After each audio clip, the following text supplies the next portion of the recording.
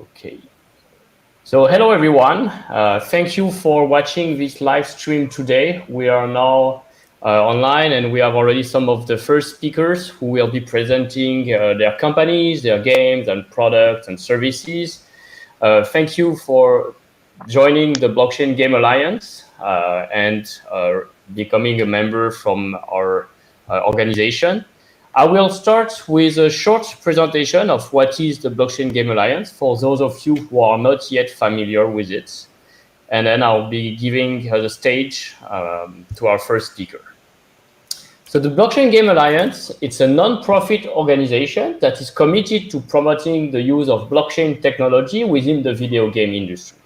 Our goal is to spread awareness about the technology, decentralized gaming, non-fungible tokens, and all its benefits for gamers, players, creators, developers, and more. We're here to foster a new way to create, publish, play, and engage your community all around games. We also provide an open forum for individuals and companies to share knowledge, to discuss, to promote the adoption, build together a new standard, and also promote their projects, get new users, make potentially revenue, and generate business opportunities. These are the core activities around networking, research and reporting, representing the blockchain game companies within the industry, providing visibility to them, and advocating for this technology within the broader game industry.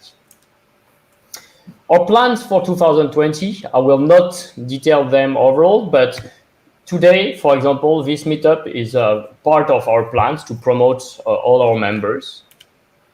And as you can see, the family is becoming bigger and bigger. There's no more space to put all those logos. So we have over 150 companies now that are part of the Blockchain Game Alliance and are joining every month. This is really exciting. Among the recent events we've had, so we've been speaking at various events. We've given free tickets for our members. We have given free speaker slots for them. We have published resources to explain how blockchain collectibles, how NFTs, what is decentralized gaming, and other topics. So, yesterday, we had an amazing event about how DAOs, decentralized organization, could help in gaming. So a lot of stuff is happening. Please follow us on our Twitter and Medium to stay up to date. Today, we have our monthly meetup where all the new members who join are going to present themselves to the community. So there's, as you can see, there's many who join: Animoca brands, CryptoMibs, Cryptio, Nice One, EOS Costa Rica, HCIB, Review DApp, Play to Earn, Spielworks, Azarus, Experimental, Funfair, bountyblok, CMT Digital, Bell, Altcoin Fantasy, Sorare, Blockchain Cuties, Altcoin Buzz, the DApp list. It's already a large list. The Mogda and Ethernal, I didn't mention. So not all of them will be presenting today. Only the ones who have a product or service that is ready to demo is live. It's going to be live today. But we will organize more events, and once they have something to show and present to the communities, they will present it. So these are our speakers today. Please say hi and a big round of applause to them. So you cannot hear the audience, so I will clap for them. Thank you. And we'll start with Matias first from Experimental. Hi, Matias, are you here? Hey guys, how's it going? Yeah. Should I share my screen now? Yep, let's go. The stage is yours. All right, cool. Let's see. All right, there. You should be able to see my screen, right? Can you see it? Yes. We can see it. Yeah. You have full screen. You can go now. Awesome. Cool. All right, guys. Yeah, my name is Matias. I'm the CEO at Experimental. As Seb said, we've been working with blockchain games for the last couple of years. I would say 2 years. Maybe a bit more as well. So we've been here through the whole, through the whole experience. Things have changed a lot in the last couple years, but especially couple months as well. we launched one of the first game that fully run on the blockchain, which is called CryptoWars. CryptoWars was launched almost like a year and a half ago. We had tournaments with like 2,000 people playing. CryptoWars is a strategy game where users have to build a village, summon an army and go attack opponents, kind of like Travian or old game, but on the blockchain. Since we started, things again changed a lot. For example, we were running on Loom, which was the only like layer 2 solution at the moment.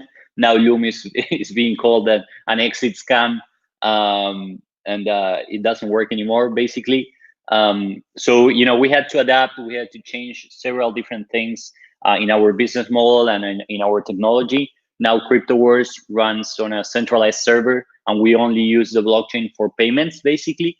We hope this situation will change at some point, but for now, it's the only way to have a reliable, a reliable company.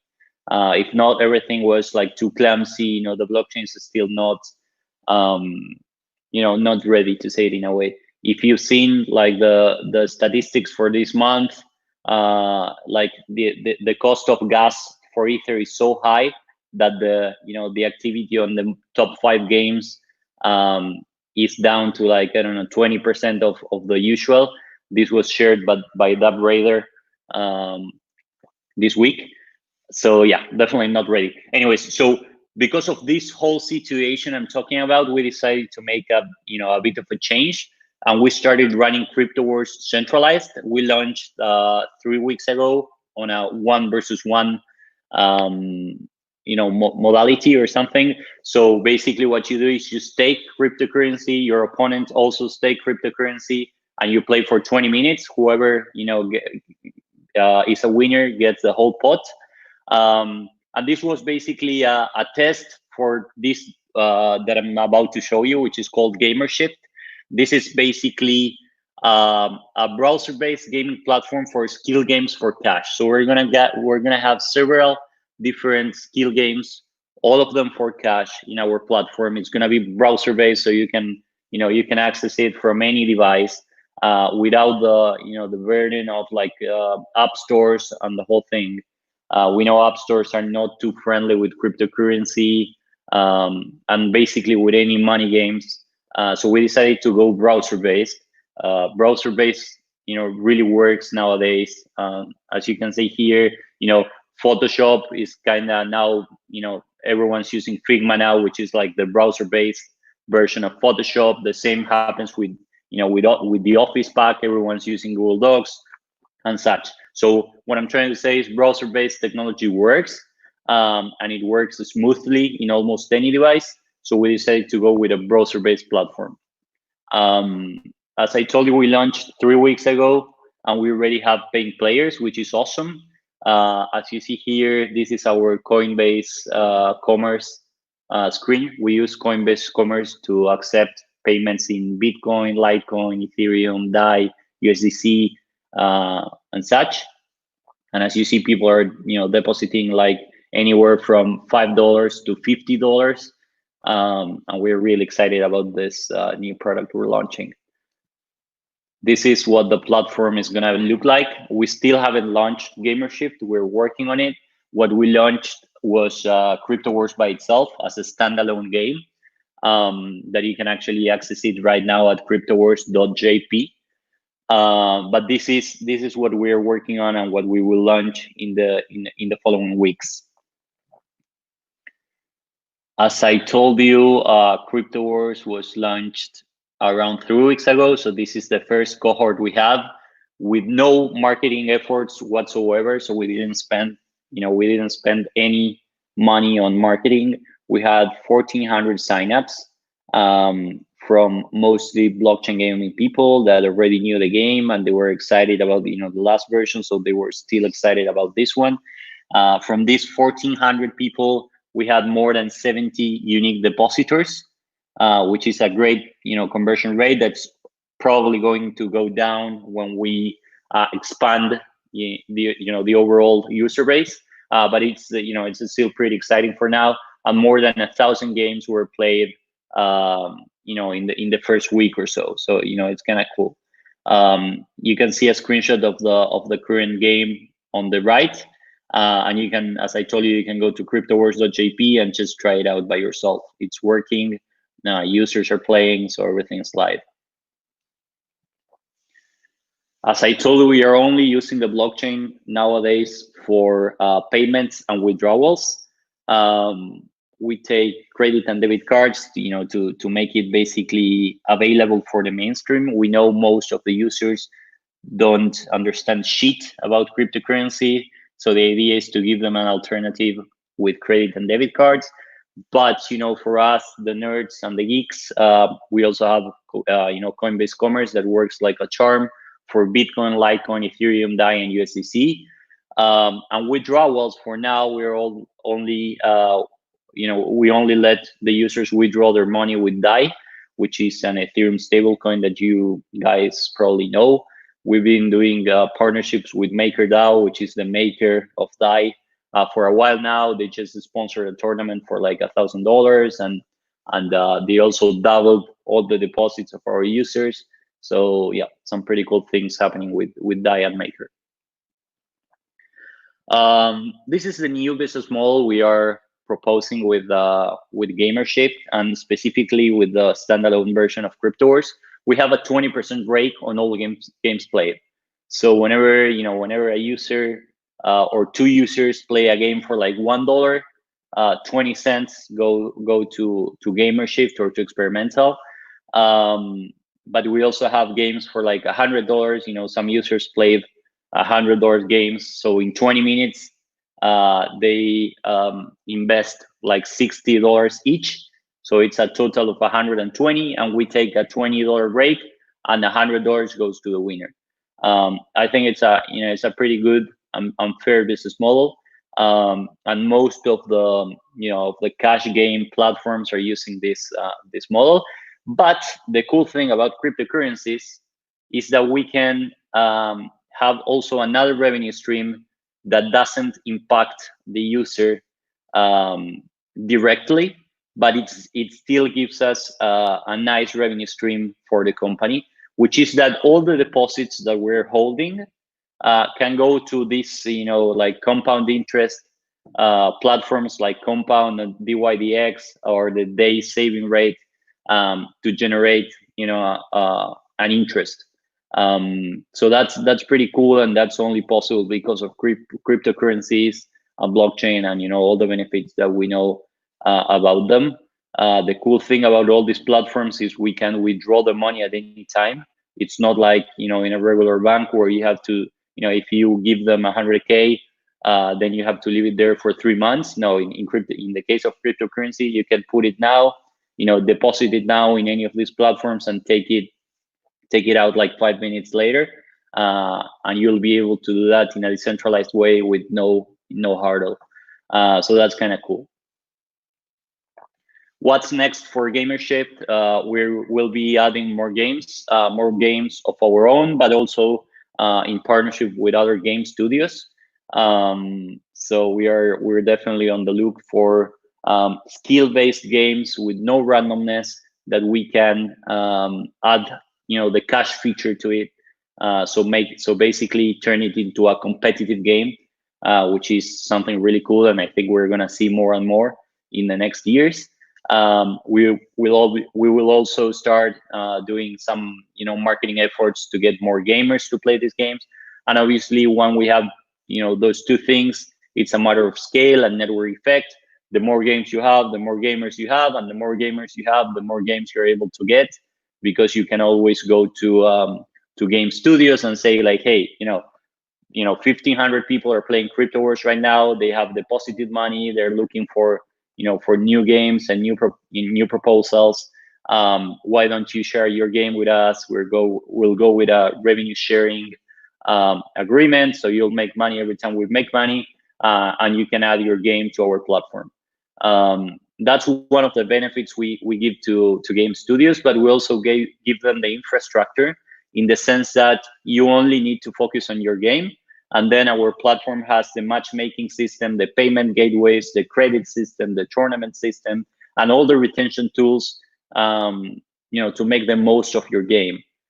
So we think it's a pretty cool value proposal for game developers as well.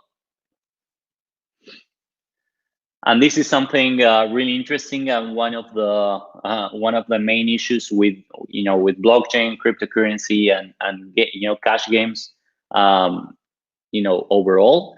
And it's basically, we try to comply with every law in the countries we are active. So basically, all our games are fully deterministic. There is no RNGA. There's no randomness, and it can't be considered gambling by any law, which is our main idea. This shouldn't be gambling. This should be esports. This should be skill-based games, right? So we use geofences to avoid countries or states where online cash games are not legal. And we also ask our users to be 18 years old or 21 years old, depending on the country. And we also ask them to fill a KYC, really short, really basic, but it's what helps us comply, right? So yeah, this is the boring part, but really important. And this is just like a short note about coronavirus. As we all know, basically, news, gaming, and e-commerce are booming. But I'm gonna focus on gaming. We've seen a huge surge on users playing games, but also users paying for games, and also users playing games for cash, which is really, really cool. These are a few articles I was able to find really easily online. But if you look for it, you're gonna find a lot of them. It's really crazy what's happening in India, for example. There are many new platforms offering games for cash, with cash at stake, and they're like killing it. So it's interesting that we'll probably see the same in the rest of the world soon. And this is basically what we think. What we think at Gamershift. Gamershift was a name that we came up because shift has a double meaning. It means like the shift you have at work, 9 to 5, but it also means something that changes, right? And we think the life of a gamer is gonna change soon. And we also think, playing can be your job. So that's why it's your Gamershift. All right, yeah, that's what we're gonna launch soon, and we hope to have you on board. And if you have any games, if the Blockchain Gaming Alliance has developers with skill-based games that might be interested in joining our platform, we will be happy to have them. So yeah, thanks, Seb. That's all.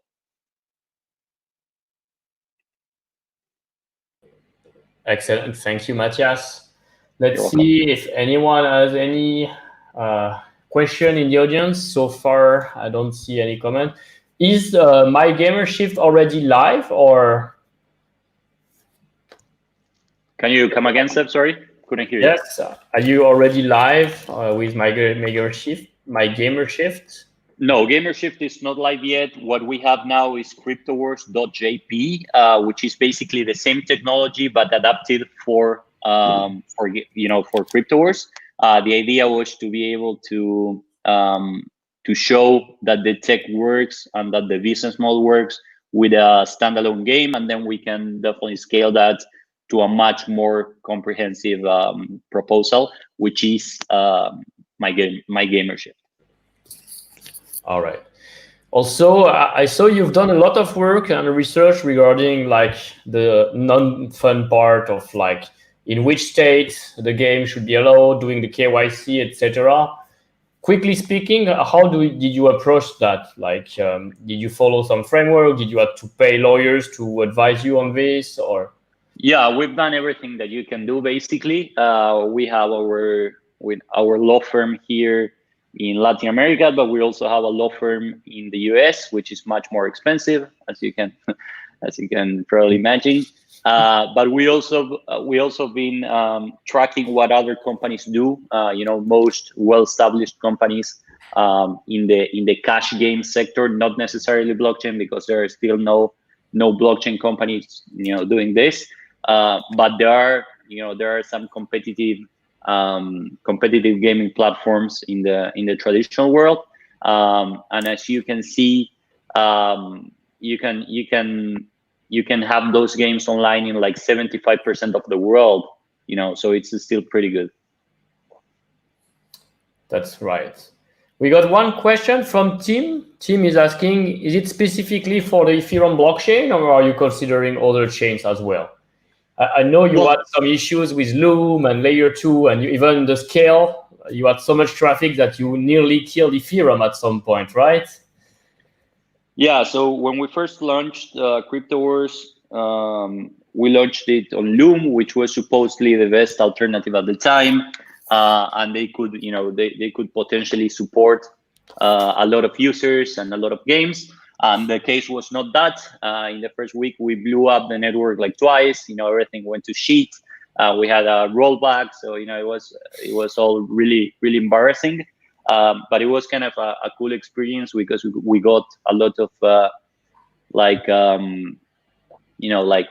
news or articles written about it. So it was a good momentum for us. But let me be clear, with the new platform, with Gamership, this is blockchain agnostic, and at the same time, games don't have to run on the blockchain to be on Gamership. We only use the blockchain for in and out, right, to get the payments and to pay the withdrawals. But the games can be normal games with nothing related to blockchain, and we will add the blockchain part with the payment gateways and the withdrawals. Cool. All right. Well, keep us posted when it's going to go live. We'll make an announcement and share the news to all the members. Without any further ado, I'll give now stage to Robby. Robby from Animoca Brands. Okay. Are you ready? Sure, no problem. Let me just share my screen here.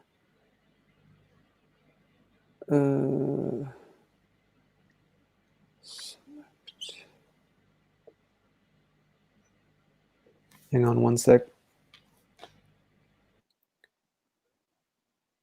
Yeah, no problem. We can take one more question maybe in the meantime. I would like to know why Matic. All right, no time for extra question. The slides are here. Let's go. I don't see them yet. Click on that share button. Yep. Hang on.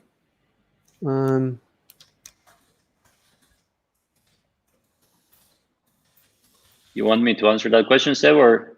Yeah, maybe. That's if you have any opinion about that. I don't know if you're working with Matic or. My answer is I have no idea why. No, not really. I haven't seen any of these other solutions working properly and with scale. So I think it's just a matter of it's the only one doing marketing stuff, and yeah. So it's basically a market thing. There is no other. So that's why they gain popularity. All right, Robby, are you ready? Yes. Sorry, it seems that Firefox is too secure to let me share my screen. I need to log back in from Chrome. So, okay, maybe we can then move. Gia, if you're ready on your side, we'll give you stage and we'll let Robby on his setup. Yeah, I'll come back in after Gia. Sorry about that. Yeah, perfect. Sure. No problem. Let me try to share. Well, let's see if it works for me, actually.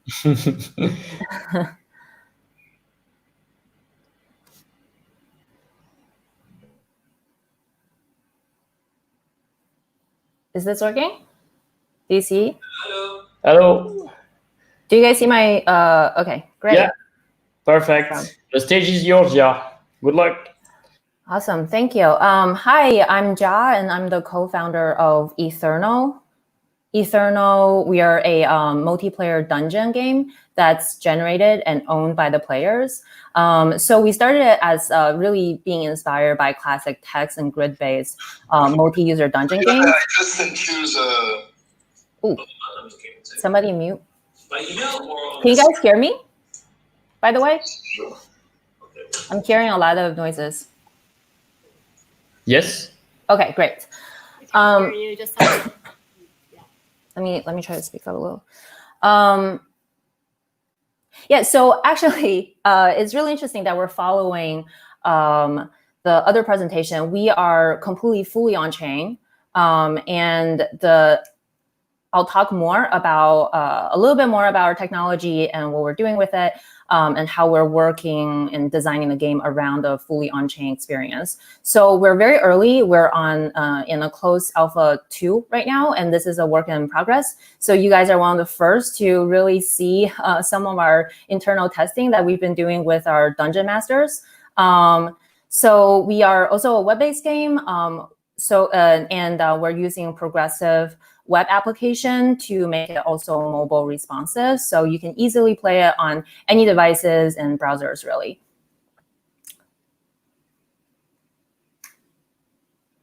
Our core gameplay is for players to really explore the entire dungeon, and they will be able to generate items. So when we say generated by players, we really mean that all the items, all the rooms, everything that you see in the dungeon are generated by other players. So the more actions players take, the more rooms, the more loots, the more monsters, and the more NPCs, anything in the dungeon there would be. And so for players, they will explore the dungeon, they would discover new rooms, they will collect loot, they'll combat monsters, and it's multiplayer, so they can race or compete or collaborate with other players to collect rare loot and collect more items.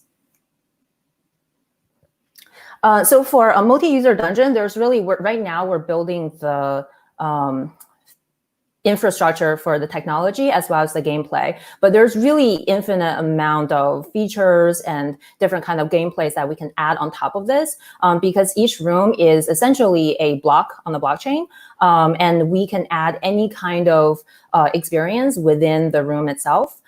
So we're keeping everything very simple right now to test out our core gameplay. So this involves teleporting. It's really just about exploring the dungeon and what are different methods of transportation within the dungeon. Leveling up so you can progress through the dungeon. You can collect higher and higher level gear to battle more dangerous monsters. Inventory management, it's a huge one, because within our game, if you die, everything that you carry in your bag is actually gone. It's dropped into the room where you died. So before you come back into the dungeon, other players can go to the room to scavenge your remains, basically. This is our team. We're a small team of designer and developers. We're also working with a group of artists and creative coders who are helping us on the graphic rendering side. So when I said earlier, fully on chain, what I mean by that is just to kind of like, not having a animated GIF going on, to see this clearly. Every room here you see is generated on chain. The game itself is inherently multiplayer, since all of the data is gathered on chain. And we have, as just to make the UX better, we have a caching layer that is collecting, fetching all the events from the blockchain and sending it to our app. But besides that, it's all the data is on there. So every time when another player creates any action, it also affects the entire world for everybody else. So every meaningful action in the game is a transaction. All the rules for combat, for collecting items are all set in the smart contract. There's no servers for players to trust. The items functionalities are also set in the smart contracts. So of course, with blockchain gaming, a true ownership of items is a really important aspect of the game. And it's one of the key advantage of blockchain games, in our opinion, for players as well. So every item is recorded in our game as a token. They're freely tradable within our game, within the dungeon, and also when you transfer it into your wallet outside in third-party marketplaces. And they're interoperable with other games and other projects in the space. So we have two types of tokens, ERC20 for our consumables. So these are coins, keys, elements, basically things that you have to burn to like do things like teleporting or leveling up. And we also have non-fungible tokens that are both common items and rare items that you will collect. When we first started with the game, the inspiration, like I said, was the classic multi-user dungeons. And we really thought technically it made a lot of sense, since we started from a group of developers, and just technically being able to use the nodes as processing power and using the smart contracts as to set the game rules, it made a lot of sense to us. And when we took a step back to really think about the space in terms of gaming, we thought that the advantage of putting everything on chain have mainly these two issues with traditional games. One is just one-sided economy where players really can't influence much the game and really can't gain much from the game's economic growth. And the game rules are black boxes, so you might really invest a lot of time and energy and money into a game, and then the rules can just change arbitrarily. Within our game, like I mentioned already, there's true ownership, interoperability between projects, not just our game items in other projects, but also being able to collaborate a lot with other projects within the space and experiment with different ways that we can reward players. Guaranteeing rarity is a big one. Of course, our rare items, the rarity level can never be changed once the rules are set. And what's really important for us is the kind of evolution of the relationship between players and us as a game developers. Like I said before, I mean, I think MMORPGs, a lot of them already have been evolving towards giving more control to the players and giving more say to the players. But we think that as a blockchain game, we can push this even further. So our contract, like I said, set the rules of the game. But of course, sometimes we would need to balance the game a bit or balance the economy a bit. So our contracts are upgradable, and they will be controlled by a DAO, where the players, based on the amount of XP, amount of experience they have in the game, will be able to vote on updates, on features, on content. And so we're really pushing this idea of how we can really incentivize ourselves as developers to align with the players to make the game flourish. We're building within an ecosystem. We're working with great people. I can talk a little bit more about Matic for the earlier question. And we will be integrating with more wallets. And really our goal is to utilize all of the amazing tools and other projects within the space to build something that is fun and that is engaging for players, both within the crypto space, but also people who might be curious about crypto and is just interested to try it out, that they can kind of dip their toes in here.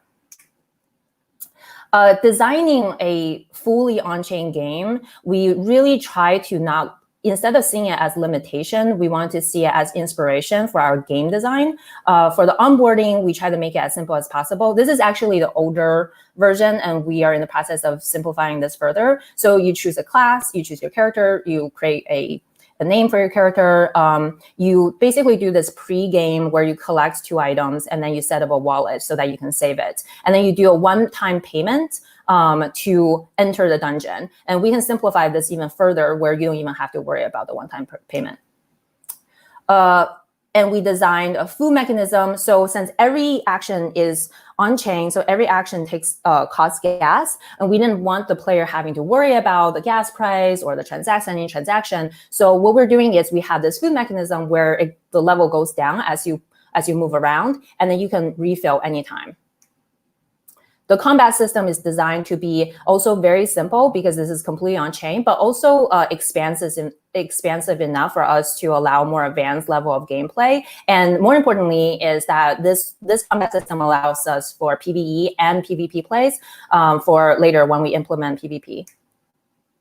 The economy is something that we are working on right now. Like I said, everything can be tradable outside, and we really designed the game to encourage trading. Everything from gear being class-based, so that if you're a barbarian and you collect a mage shield or something, then you would want to trade it with a mage. And also costing coins and consumables within the game, like teleporting and leveling up allows trading as well. I'm just going to go through this really quickly because my time's running out.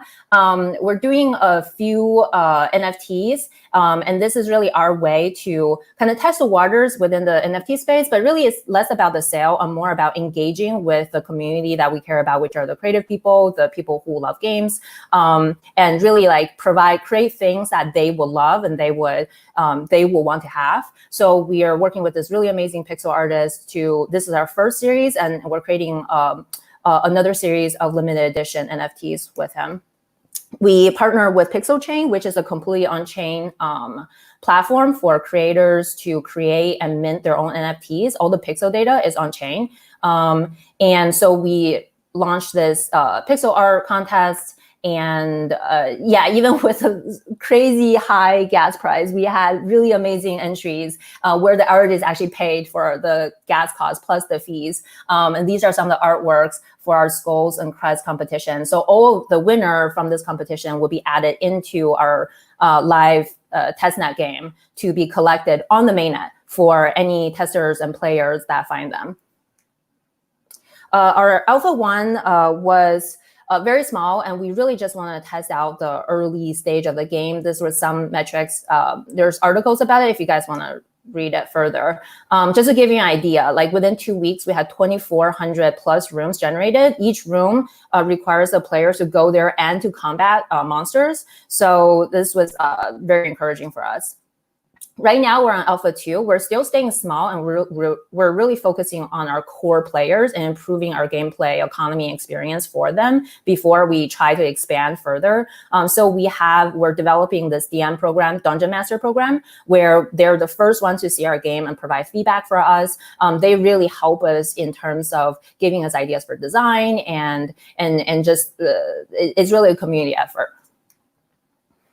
There's a lot of updates for Alpha 2 from Alpha 1. One of the main ones is the map algorithm has completely updated, but really we're looking to do continuous updates every 1 to 2 weeks. And that way we can continues to provide new content and new features for our testers. And we can also iterate through them very quickly and decide on our final core mechanics for our beta. This is our timeline. We started last October on a very, very simple demo, launched our Alpha 1, now we're on Alpha 2. We're looking to release our beta in July and get ready for our mainnet launch by the end of the summer. Thank you.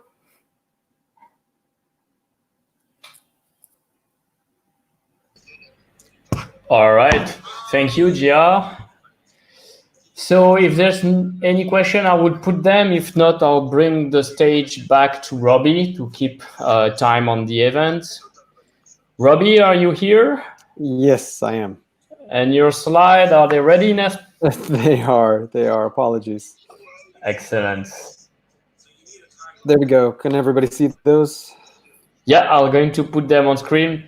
Thank you, Gia, again. It's been really interesting. If you have any more announcement, please let us know. We'll relay them through the BGA. And amazing number for this beta Alpha 2.0 launch. Like, it's really impressive. Thank you. All right, Robby, the stage is yours now. Let's go. Fantastic. Thanks, everyone. I'm going to take 5 minutes, do a quick intro for anybody who doesn't know us. Obviously, many people like Seb do know us well. We're Animoca Brands. We're based, headquartered in Hong Kong. We're global. We have studios all in pretty much every continent. And I think this slide kind of gives you a sort of general overview of all the pies that we have our fingers in when it comes to blockchain games. We're very much, I think, evangelists for the blockchain game community. We really believe in this marriage of blockchain and gaming as being sort of the killer app for blockchain. And so we've made a concerted effort, I think, to develop a lot of projects in-house, as well as partner with a lot of existing players in the space who we think are doing really interesting things. As you know, or may know, we come originally from a background of mobile games, and specifically branded mobile games. So one of our areas of expertise really was leveraging licensed brands for use in mobile, And we've brought that along with us now to blockchain, mainly because where we see the NFT space, at least at this relatively early stage, is an area where we feel we can leverage that expertise we have with brands, because a lot of fans who are collectors and interested in digital collectibles are interested in brands that they know and love, and we can appeal to the fan bases of those brands.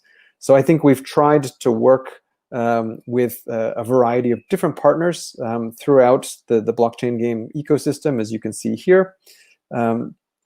And let me talk just briefly about a few different projects that we're working on that give sort of a flavor of some of the things that we're doing. We have an investment strategy. So this is the partnership slide, as I mentioned. It's a little bit of a different slide to the previous one, but gives you an idea of all the companies and the games that we've partnered with from a financial perspective. Then I'll talk for Seb's benefit, I guess. I'll do the talking about Sandbox for a change, just for a minute. But of course, we acquired the Sandbox and are the largest shareholder in the Sandbox, and the company Pixel behind it. I think we have a lot of things in common with the team, which is why I think it makes such a great partnership, because they also come from a heritage of branded mobile free-to-play games. As you all may know, we've been in the process of developing the Sandbox, doing a number of different content pre-sales, specifically because the Sandbox is a virtual world, a sort of a metaverse-style virtual world. We've been doing pre-sales of land recently, and land are the sort of virtual physical spaces. And I think the most exciting thing about the land pre-sales have actually been the more recent ones, where we've begun bringing in strategic partners to take pieces of land where they're going to build branded content within those spaces. So again, I think this is a good sort of marriage of creating something exciting in blockchain, but then bringing our skills and expertise in working with brand partners, whether they're other game companies, like in this case Atari, or they're consumer brands or other brands from the media world.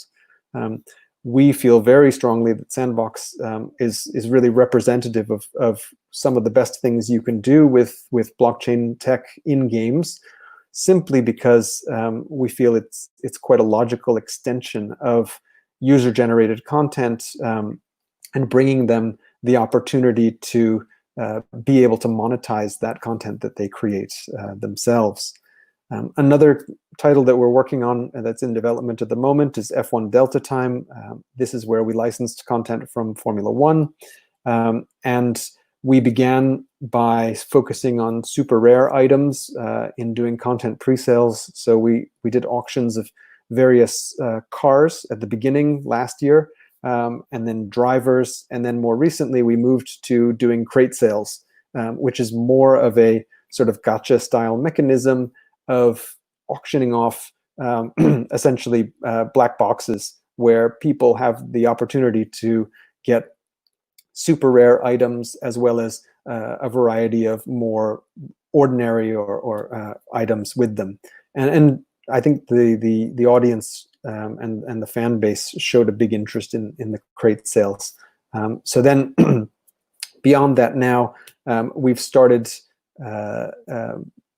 having events at tracks, and the racing game itself will launch this summer. So that's going to be the final opportunity, I guess, for people to start to use all the cars and the parts and the drivers and things that they've been investing in over the past year. To talk about Quid for a minute, Quid is a business that we own based in New York. It is the biggest platform for digital collectibles. It's not strictly a blockchain business. It began as a mobile business, but they work with the sort of who's who of media and entertainment licensed brands. And most importantly, we're looking at now transitioning a lot of these brand partners into NFT collectible relationships. So I think this is a wonderful platform for us to start in introducing the benefits of NFTs to a lot of brands who are currently working more in a walled garden environment. And the last one I'm going to talk about quickly, because I don't want to take everybody's time, is Enway. It's a business that we own in San Francisco that focuses more on esports and mid and hardcore games. Again, a lot of branded content, in this case, the Power Rangers, World Wrestling Entertainment. And as, as was noted earlier, obviously, during coronavirus, we've seen a huge uptick in user traffic. Our Xbox signups on the Power Rangers game, in the first week of lockdown went from 4,000 a day to 60,000 a day. So, people having time locked up at home just means that hardcore has gone through the roof. And from an NFT standpoint, one of the things that we're excited about here is that Enway already does a lot of esports.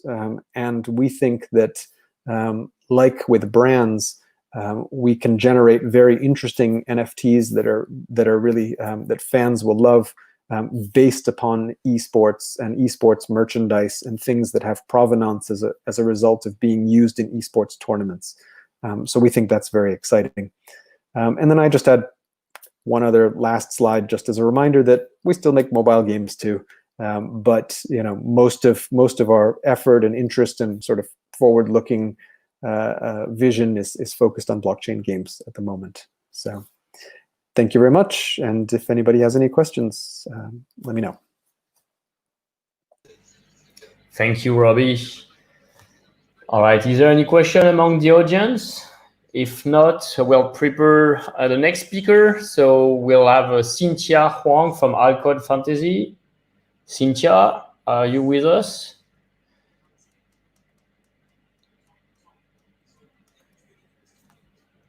Yes. Here it goes. I think you're mute. We don't hear you.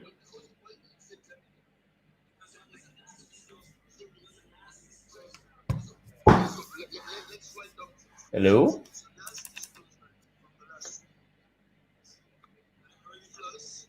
Cynthia? You're mute.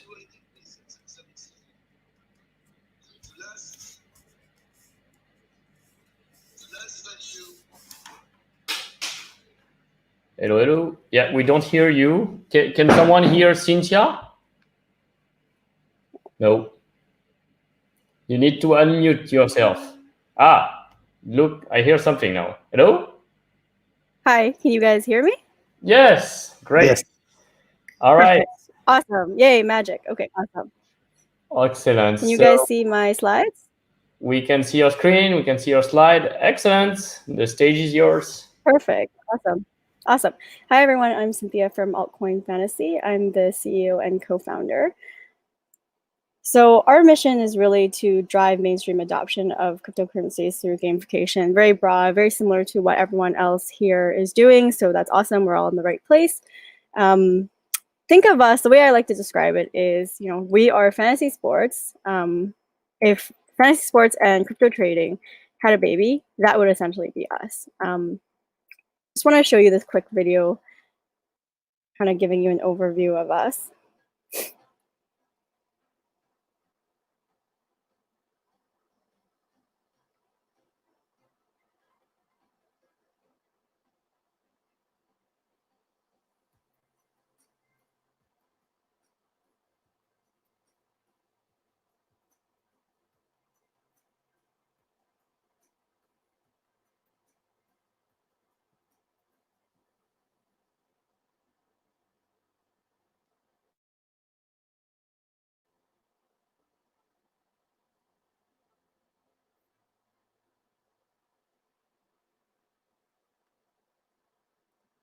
Oops, sorry. So that's a quick overview of us. Essentially what we are is a fantasy trading platform that allows people to come and learn about cryptocurrencies and cryptocurrencies risk-free. And so one of the questions that we get a lot is, why focus on crypto trading, especially in the gaming space? Because as we know, the focus is a lot on crypto prices, and that's not necessarily good for the industry. But the way that we think about it is that first touch point of purchasing crypto is everybody's first touch point usually into crypto.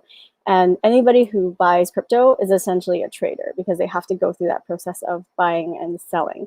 And that process, that first initial touch point, can be really, really scary. It's also very complex. And so we wanted to kind of demystify that and make it really easy for people to, have a good onboarding experience, have that first experience, so that they kind of are armed with the knowledge of what they need to do without necessarily being afraid of the process or making a mistake. And we know that if someone has a really bad first experience, if they get scammed, if they don't really know what they're doing, and they make a bad purchase, then they probably are going to be scared forever and they're never going to come back. So we want to really focus on that initial onboarding and make sure that they have a really, really good first experience. So we basically provide a safe place for people to learn. The other thing is that with blockchain and cryptocurrencies, it's a really technical space. It kind of feels sometimes like you need a PhD in engineering to basically understand how blockchain works, understand how to set up a wallet. And even for me, whenever I send money to somebody, I don't know if you guys are like this, but I'm checking the wallet address, 500 times. And then I'm always checking the transaction to see if it goes through, because I'm scared that I've made some kind of mistake. And so for a beginner that's coming in, these are all really, really scary things. So we want to make that experience really, really safe. And for a lot of people, they don't necessarily want to sign up for a wallet. They don't want to go through the process of having to deal with sending crypto. So because we are not on chain, we really provide a place where they can come in really easily without any knowledge and then get started. So essentially, we provide all of the fun of fantasy sports and crypto trades without any of the risks. So if you make a bad trade, unlike real markets, it doesn't really matter. You just start all over again your portfolio. So, it's a place that people can come and feel like they can make those mistakes, they can learn, and then hopefully, because they have this really, really great first experience into crypto and crypto trading, then they'll continue along the journey and play all of these really awesome games that you guys are building.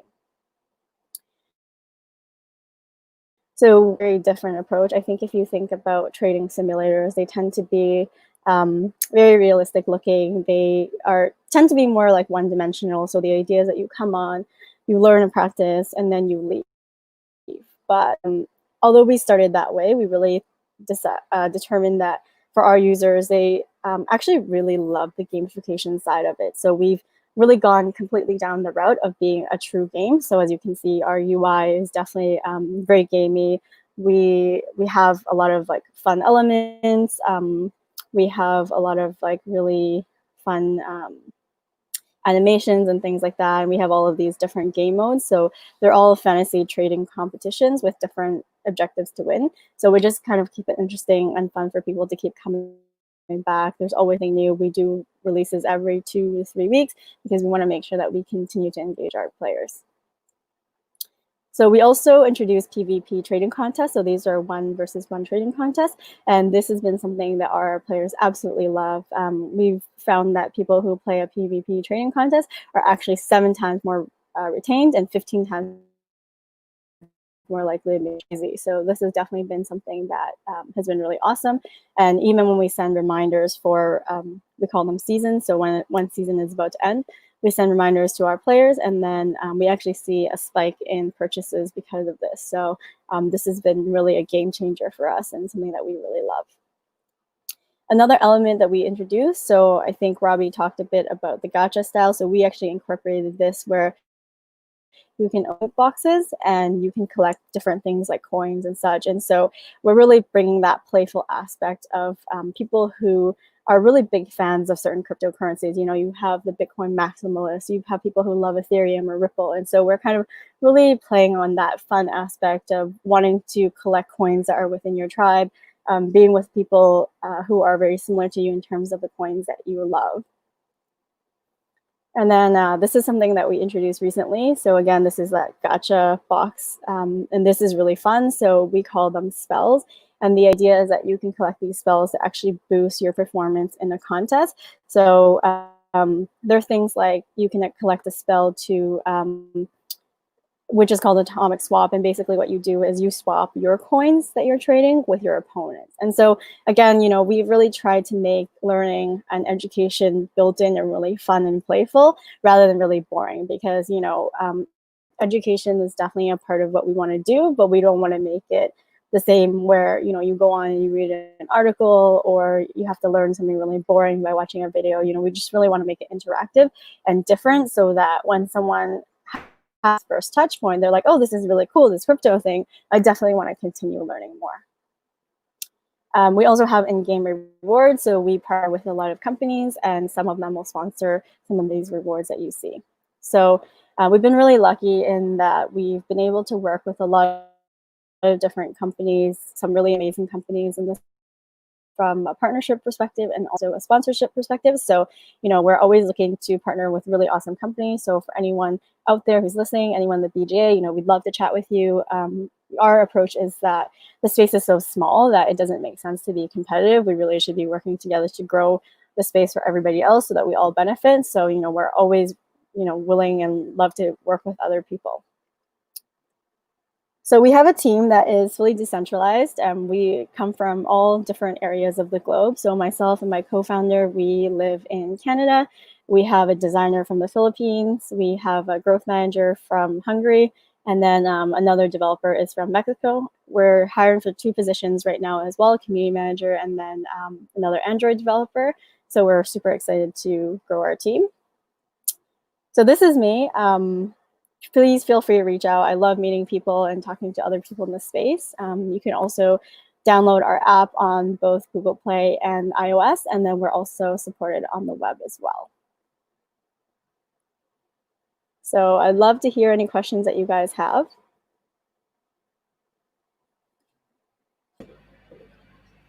Thank you. All right. Let's see if there's any question in the audience. It's really interesting the way it's been gamified. Can you tell us maybe one feature that's coming in your roadmap? What you think will be a next killer feature? Oh, that's a great one. So one of the things that we're doing is called boss battles. So again, this is something that's very, very common to games.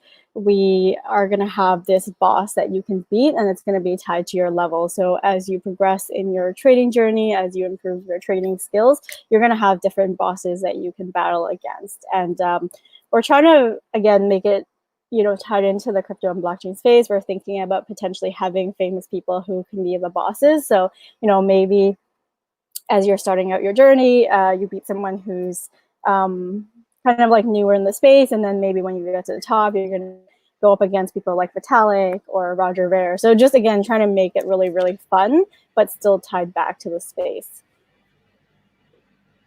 Great. I will definitely play it now. Like, thank you. Cool.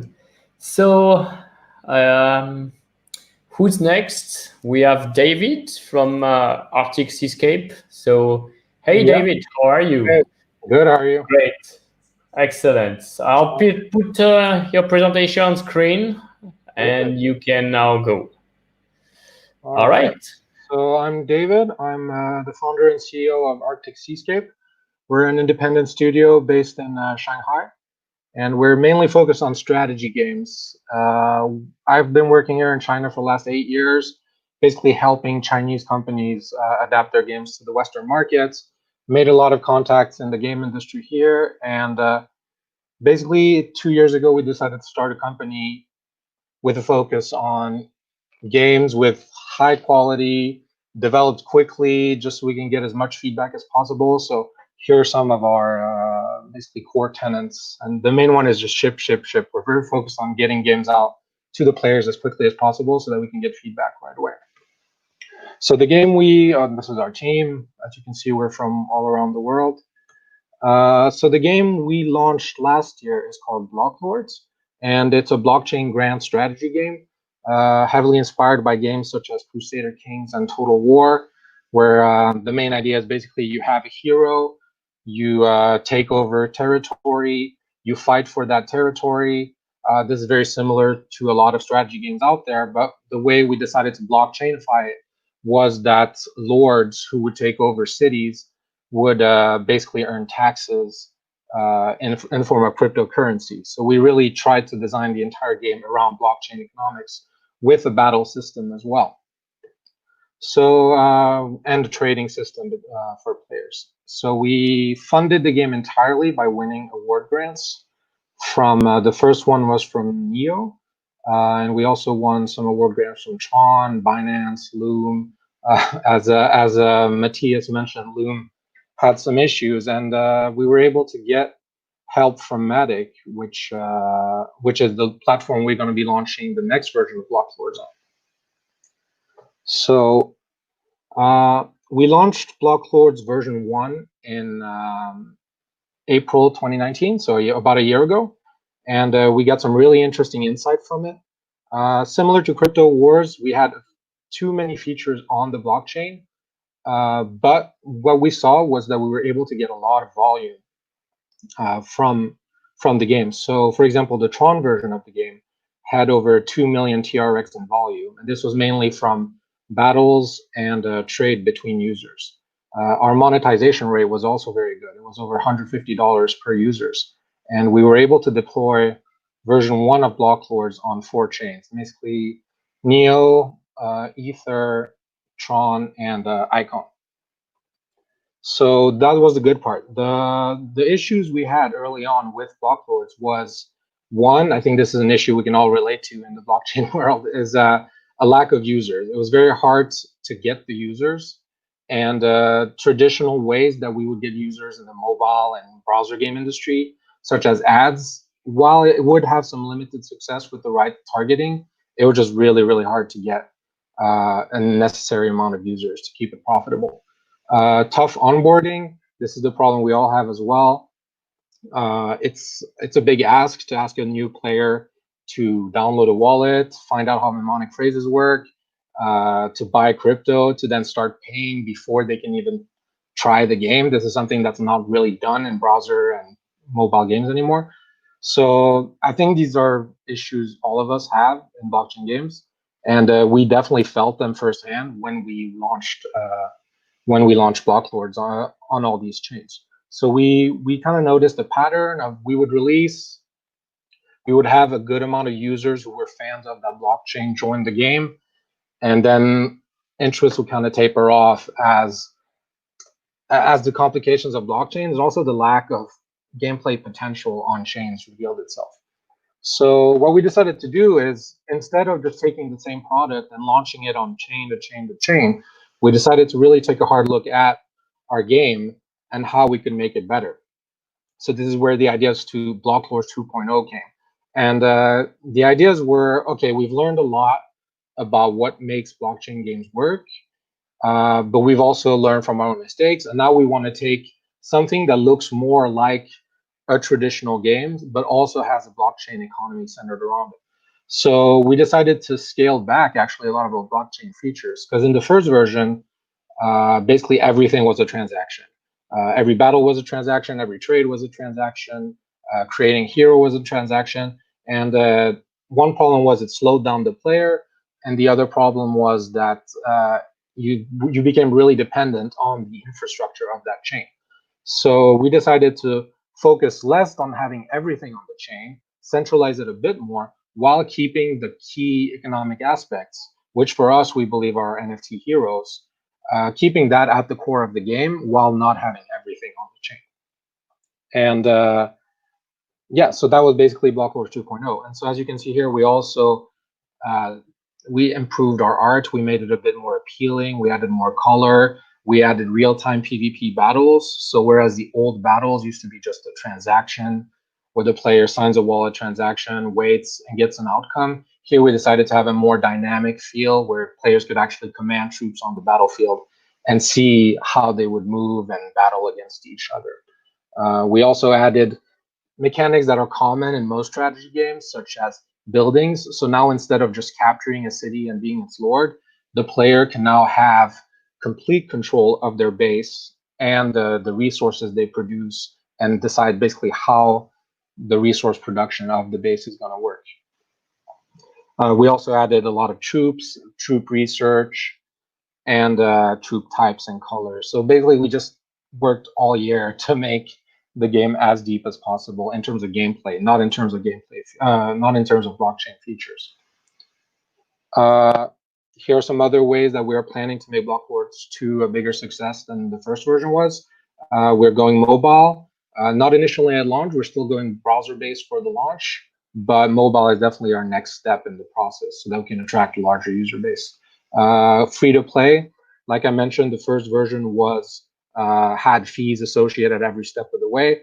Now we're trying to basically attract a larger amount of users, but obviously we're going to have to give up some monetization along the way. But the idea is that if we allow players to enter for free without even having a blockchain wallet, the new version is going to have basically walletless sign up for those who want. Privacy focused players can still log in with just the wallet if they choose. But by doing this, by allowing players without a wallet to sign up, we're going to be able to get some firsthand data to see what percentage of the free players that we're getting from platforms like Facebook and Google and Twitter, what percentage of those players can we actually convert and convince to install a wallet such as MetaMask. So this is something we're taking a long look at, and as I think another idea we'll share is that games is really the gateway for many new users to blockchain. So I'm really interested in finding out, can we build a game where players join for free, players don't come for the blockchain aspects, they come for the game itself, but over time they see the potential of profiting from their in-game assets. Along with that, this means we're focused on making our game available everywhere. We're starting as a browser base, but we're going to Facebook as soon as we can. And as soon as the mobile version is launched, we're going to App Store and Google. And we are planning a more hardcore Steam version with a lot more gameplay features for the next year. As someone mentioned before, we're also using Matic. Matic really helped us out when Loon decided to just cancel their chain. So, I mean, the idea is right now, an Ether transaction, you really, it's too hard to ask a player to wait 5 to 10 minutes for a transaction to be signed. So a layer 2 solution like Matic allows us to have those transactions that we do still need to keep. They're going to be almost instantaneous, which is really what we want for the gameplay experience. And looking forward, we're really interesting. I mean, everyone's seeing what's happening in the world of DeFi. Protocols like MakerDAO, Compound, allowing players to earn interest on their in-game assets, allowing players to take out loans against their in-game assets. These are all really game-changing features, and we're definitely going to be exploring into seeing how players can collateralize their land inside the game or their items inside the game to basically either loan crypto from other players, or even potentially we're looking at a system where kings could create their own currencies inside the game, and we could actually have a game where players are in charge of an entire medieval economy. So yeah, that's it. Thank you.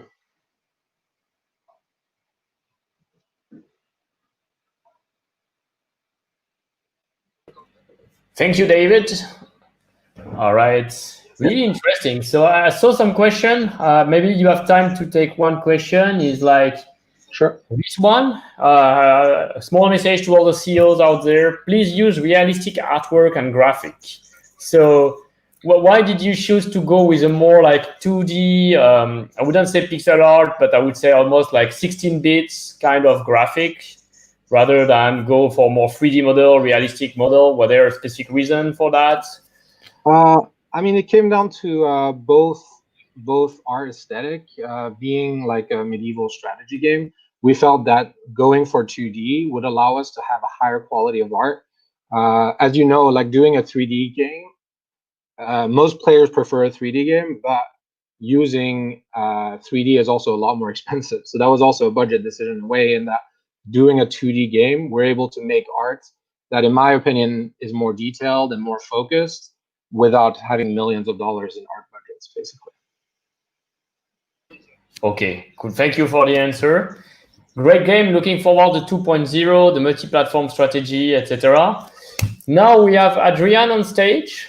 Adrian, hello, hello. I think you're mute. Of course. Yeah, now we can hear you. That's great. So welcome. So Adrian is from Spielworks. We're going to put your slides here, and you'll be telling us what you're doing. Great. The stage is yours. Thanks Thank you. So yeah, my name is Adrian. I'm one of the founders of Spielworks. We're based in Berlin, and we basically came into the blockchain gaming space because we had the feeling that blockchain adoption is specifically lagging because of the lack of end customer ready products, right?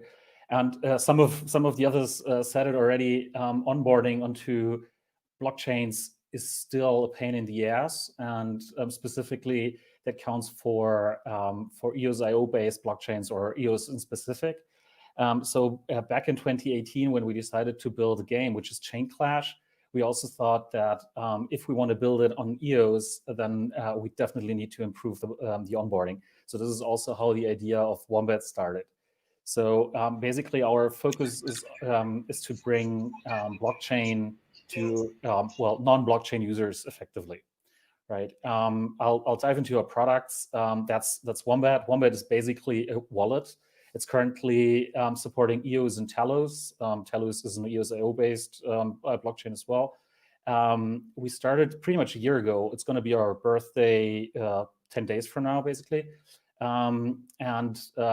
now have over 120,000 users. We're basically the fastest growing EOS and Talos wallet out there. We'll also add Ethereum support because we obviously know that a lot of people and a lot of games are on Ethereum. Back when we started, EOS was looking really good in terms of the pipeline of games, which has unfortunately dried up a little bit because I think mostly of the congestion issues that we've been seeing since November. But still, EOS is a very good choice. I'll get to that. I'll get to that a little bit later when I speak about Chain Clash.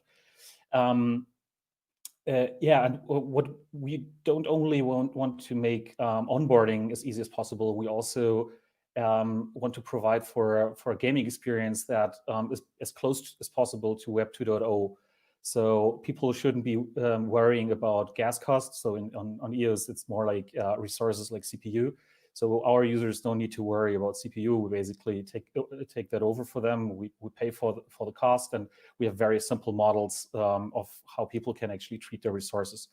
The other really cool thing is that we're available for Android, iOS, and Chrome, and our accounts are interoperable. So you don't have to back up your keys yourself. We back it up using your Google Drive or Dropbox. And you can restore the keys on any other platform and basically start using the very same EOS or Talos account on a different platform. So if you create your account on Android, you can cross-use that on the Chrome and on your desktop, basically. That's Wombat. We're also building Chain Clash. This is a game, if you want to think of Pokemon meets CryptoKitties meets Celebrity Deathmatch.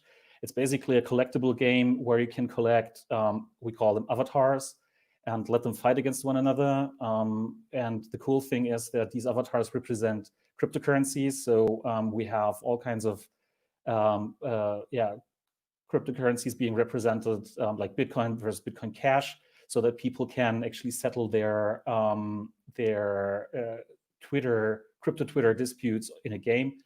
The really cool thing is that we have real people in the game. So we were able to get Brock Pierce, Crystal Rose, the Bad Crypto guys, and many more. We're about to launch quite a bunch of others.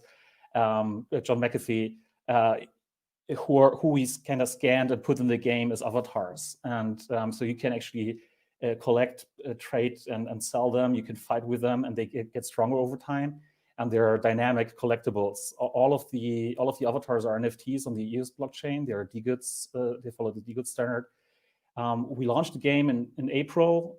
We've had over 8,000 avatars already. We had over 150K fights. And during our pre-sale, we had the highest selling EOS NFT ever, which was selling for slightly above 5K. That was a Brock Pierce mythic. next up, what we want to launch is One Play, which is basically a play-to-earn platform where people can earn additional crypto apart from crypto that they earn playing games. Right, and most games actually are built around making some money, earning some EOS or Ethereum, ETH by actually playing it. We're adding another layer on top of that, which is basically analyzing people's blockchain transactions so that we can incentivize activity and spend within the games. So this is launching next month. So if there are any games interested who are currently building on EOS or EOS.io blockchains, we're happy to talk about that. Other than that, once we have Wombat ready for Ethereum, we'll obviously launch a rollout One Play for Ethereum as well.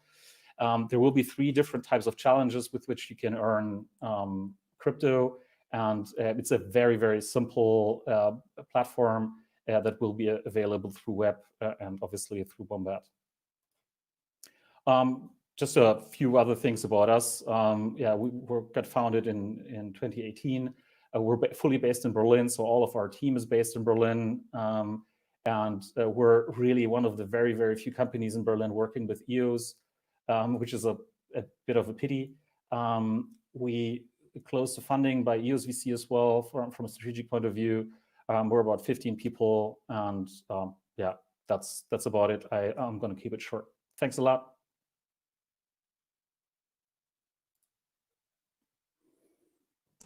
Thank you. Let's see if there's any specific question in the audience for you guys. There's some love for EOS. It's true, like since last month, we have many members coming from EOS. Diffuse, Azarus will be presenting in a few minutes. It's getting quite exciting. So, all right, if no specific question, I will put Dimitri next on stage. Dimitri, yep. I'll remove. Dimitri, you here? Yeah. Cool. You want to share your slide? Yes. I'm doing it right now. Excellent. Here we go. Okay. You guys can see my screen? Yep. I don't have the slides. I just have a demo of the product itself. So my name is Dimitri. I'm the co-founder and the CTO of bountyblok. A little bit about the company. We went live sometime last year in July, mid-July.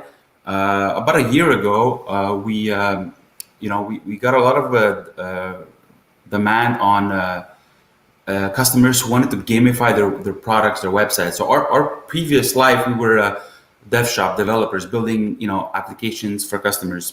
And everyone wanted the same thing. How can we get our users to do more stuff on the website, right?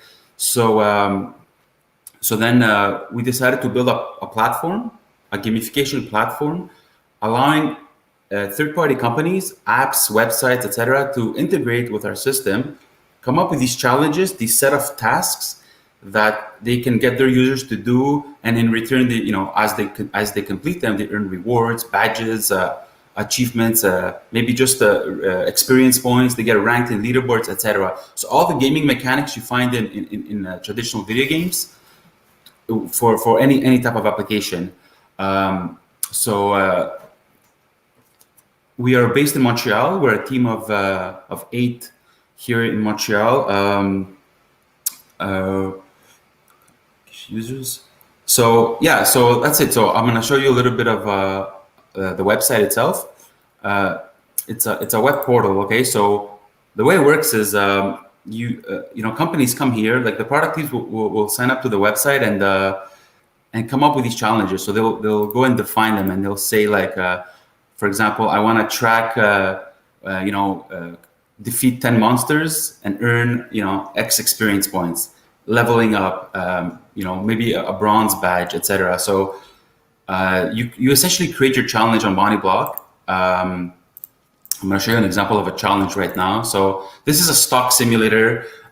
This is one of our customers who's using bountyblok. They're a trading simulator. So they gamified their product by allowing users to read a few articles, why invest in stocks, building a portfolio, etc. Watch a video, and so on. And then as they're completing these tasks, they're notifying bountyblok, and then our engine will verify, are there any rules that match these criteria? So for example, if you want your users to buy, I'll show you here an example. Like buy 10 tech stocks. Specifically, I want to track when somebody's buying 10 tech stocks, right? So essentially, you set up your task, you give it a name, the amount. I want to buy at least 10 stocks. You can assign experience points to an individual task, right?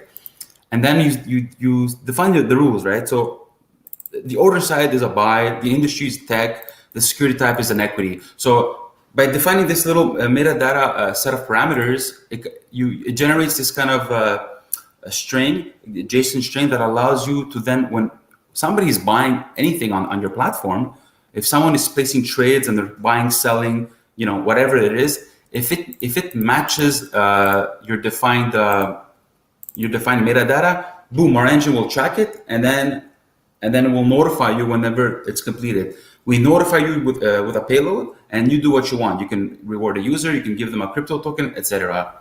So it's essentially an engine that allows you to come up with tasks, and then we notify you when something is completed. There's we have a lot of things like a leveling system. So you can say, I want my application, my game. It could be a game, it could be a fintech app. I want to set up for my users to level up until 100, right? So you set up base experience points, and you can say, for example, everyone starts at level 1, and as I'm completing these individual tasks, I'm earning these XP points that I've defined individually for my challenge, and then the user's leveling up based on your formula. So you can come up with your own custom formula as well, like you see in typical video games. And over time, it's harder and harder to level up. So there's achievements. You can set up your own achievements, which is essentially just a title and a badge. And then at the end of the day, you have a challenge or many challenges. And these individual challenges they can be interrelated. They can be scheduled to begin at a certain date.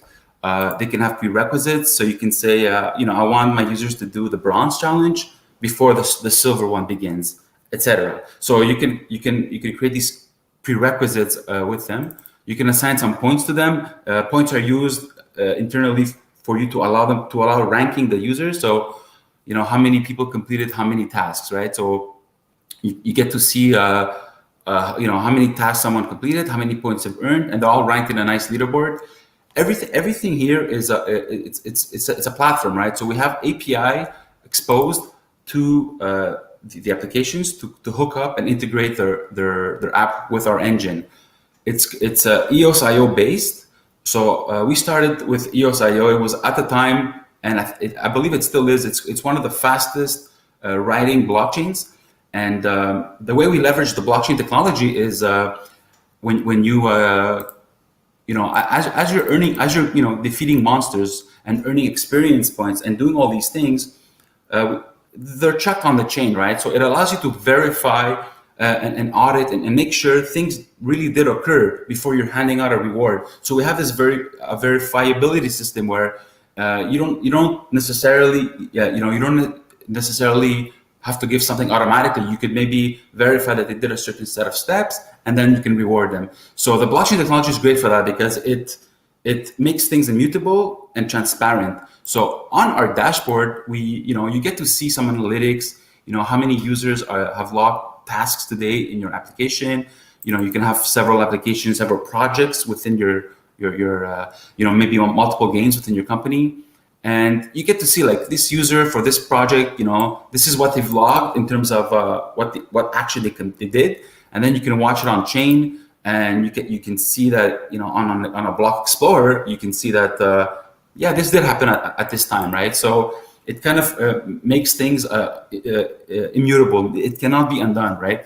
So we're EOS.io based. We're currently on several side chains on EOS, Wax. We have a few Wax games. There's a game called Huddle God, who's going to go live soon, and they're like a turn-based game that are leveraging bountyblok. They're using for tracking, having a leaderboard and tracking experience points. So as you're playing this game, they have kill a few monsters, defeat a rare monster, for example, or a specific monster, and then you get this specific badge or NFT or maybe nothing. Maybe it's just tracked, and then at the end of the month you get to see who did what, and then you reward them. Then it depends on the use case.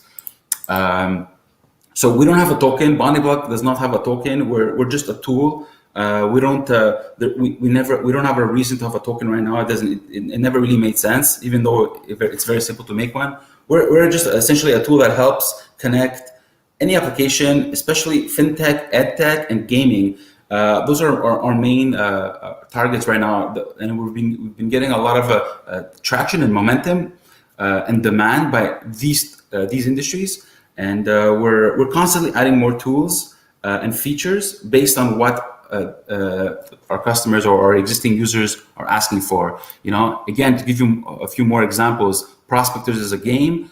It's like a strategy type of game, and they come to bountyblok and they say, for example, I want to check when I move my worker in the game, they mine the resource and then they completed a job. So when somebody completes those 3 specific tasks, well, we notify them with a payload saying, hey, this account name completed this, and then they could get rewarded. It's all defined on bountyblok. We send a payload via API endpoints, and we also write it to chain, where you can pick it up on chain. If you're more on chain as a dApp, you can pick it up on chain and then handle the result and do what you want there. We're also working with Matic, because again, we want our platform to be on top of very fast blockchain technology. We don't want, some interactions need to be really fast. So EOS.io is really, really fast for that. They have a very strong writing to chain mechanism. We've been discussing with Matic it's very interesting what they're doing. So this will allow to onboard Ethereum-based applications as well over time. And we're also targeting non-crypto and like the traditional type of projects out there, because a lot of them don't know or don't have an onboarding mechanism or to get it in touch with blockchain. So there's a lot of learning curves, a lot of unknowns, difficulties, etc. So we facilitate with our gamification tools. We facilitate the adoption of blockchain technology to these type of companies, and that's it. And if you have more information, you can always find us. We have a Telegram group, bountyblok, and even on our website, you can find us there. We're bootstrapping company right now. We're self-funded, and we're onboarding companies slowly as see fit, and so far it's been going quite well. And that's it. And if you guys have any questions, feel free to ask me.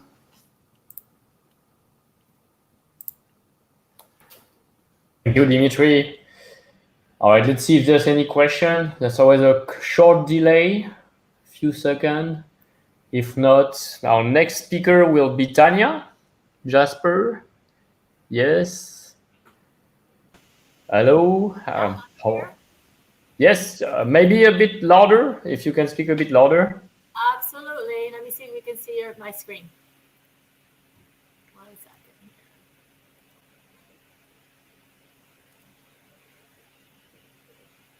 And a nice comment. bountyblok is game changer.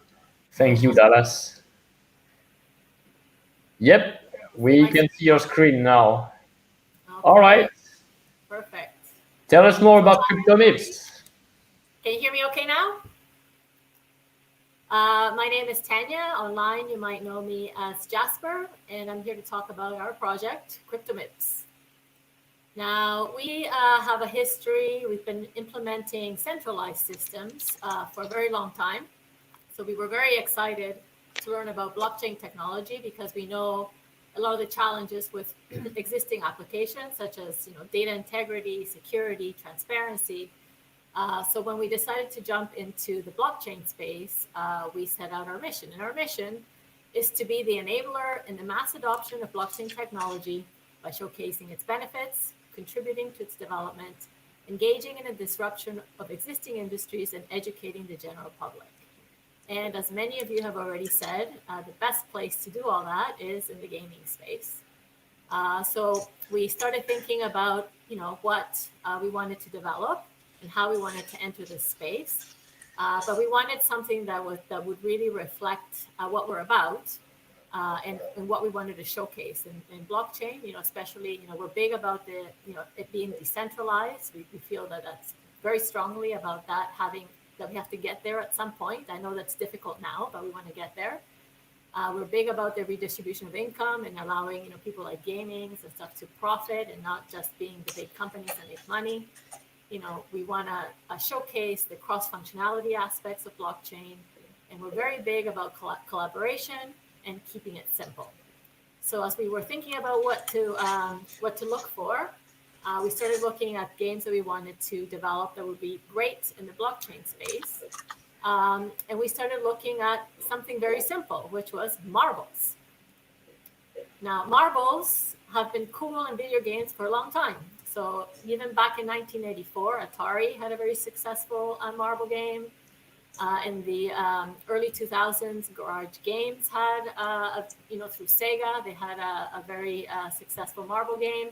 And even now, if you look at Android, there's a game, Marble Legend, that has over 75 million downloads. So so we were very excited about what we could do with marbles, and that's how CryptoMibs came to be. Now, if you research people who actually collect marbles or who were fanatic about marbles back in the 60s and the 70s, if you were playing marbles, a MIB was your marble in play. So that's what we decided to call our application CryptoMibs. And it's really the reboot of marble games, but on the blockchain.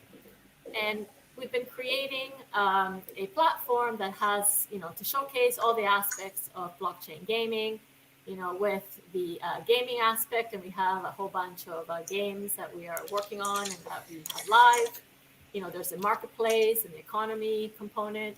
And of course, we spent a lot of time on the cross function with other dApps.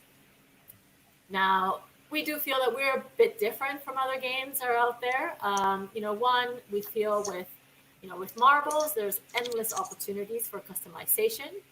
You can pretty much put anything on a marble, from artwork, pictures, brands, whatever you want to do with it, you can probably put it on a marble. We do not breed creatures, which, when we started a couple of years ago, most of the blockchain games were based on breeding creatures. And this is not a jab at the blockchain cuties, Axies, and crypto kitties out there, because we love all of you. But we're just not that. So it makes us a little different. And we also feel that with marbles, there's a huge potential for cross-platform opportunities. You can make a marble into anything. A marble could be a ball for a cat. It could be a bullet for a gun. It could be a crystal ball in a fantasy game. So we feel there's a lot of opportunities for us to work with other dApps. And most importantly, we are aligned with top mobile game types, which are mostly puzzles and strategy games, which is really our end consumer and our audience target. Now, we had a video that I'm going to skip because there's too much of a lag, but I believe that Sebastien is going to put forth a link that you guys can go and look at it on your own time, and it'll just give you a good summary of what we're about. But I have slides to go talk over it anyway. So in our platform, we are an arcade style gaming, and we are building mini games. So we have the mini games. Attends, il doit répondre avant demain midi. Il va nous dire oui ou non. Je regarde la term sheet. Sorry. Ils l'ont envoyé. So we have a year 721 2021 asset, which is the marble, and all our games are based on this marble asset. And we actually take the attributes of this asset and incorporate it into games, as into the game mechanics and for boosters and things like that. And what we're really most excited about on the gaming side is that we're really open to collaboration and having other developers actually build games based on the asset. So that's what we're hoping we'll do. As we mentioned, the platform is we really, our end target is the mobile audience. So we're building a mobile game. We're in the process of developing Mid-Trek, which is a Candy Crush style type game, but the mechanics are different. It also is based on the ERC 721 asset, and there will be also a scavenger hunt component to it, where users will search for wallets that contain prizes based on how they perform in the game. So that it's probably still a couple of months away, but we're actually very close to releasing an alpha. So we're actually looking for people to try that out. If you're interested, you can send me a note. We also have what we call the Mibsphere, which is our version of the metaverse, and we've done a couple of cross gaming experiments with a couple of other dApps. So we've done we have a section for Crypto Assault, where if you're a Crypto Assault user and you have Crypto Assault assets, you can actually come in and play the Crypto Assault version of our game Nibjet. And we also have the same we've done with CryptoKitty. So we also have a collaboration with CryptoKitty. And we're looking forward to additional collaborations on the platform. From the marketplace and collectibles, so we have lots of different opportunities for people to collect marbles, and really catering to those out there who have been marble collectors, or to create, have a new generation of marble collectors. So we have standard marbles, and the standard marbles are actually based on real marbles. Classifications that we have. If you go on eBay and you are buying marbles, you'll find that we have matches to pretty much all the classifications out there. We have our custom marbles, which are things where through our Mib factory application, which I'll talk about in a second, you can actually forge your own marbles with assets from other dApps and use those in our games. And we also have designer marbles, where our independent artists can submit their designs. We'll post them on our store, and we'll profit share with them using smart contracts when their marbles sell. So it's very exciting. And we're also now doing more work with animation.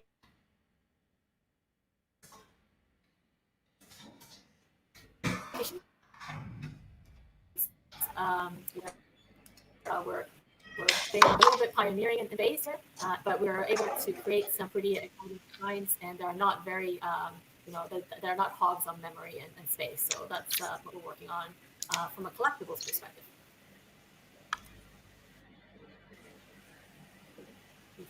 Lag, here we go. And as I mentioned, we're big on user-driven content. So we have an application called Mib Factory within our dApp. And as I mentioned, you can bring in your assets from other dApps, and you can forge your own marbles using the application.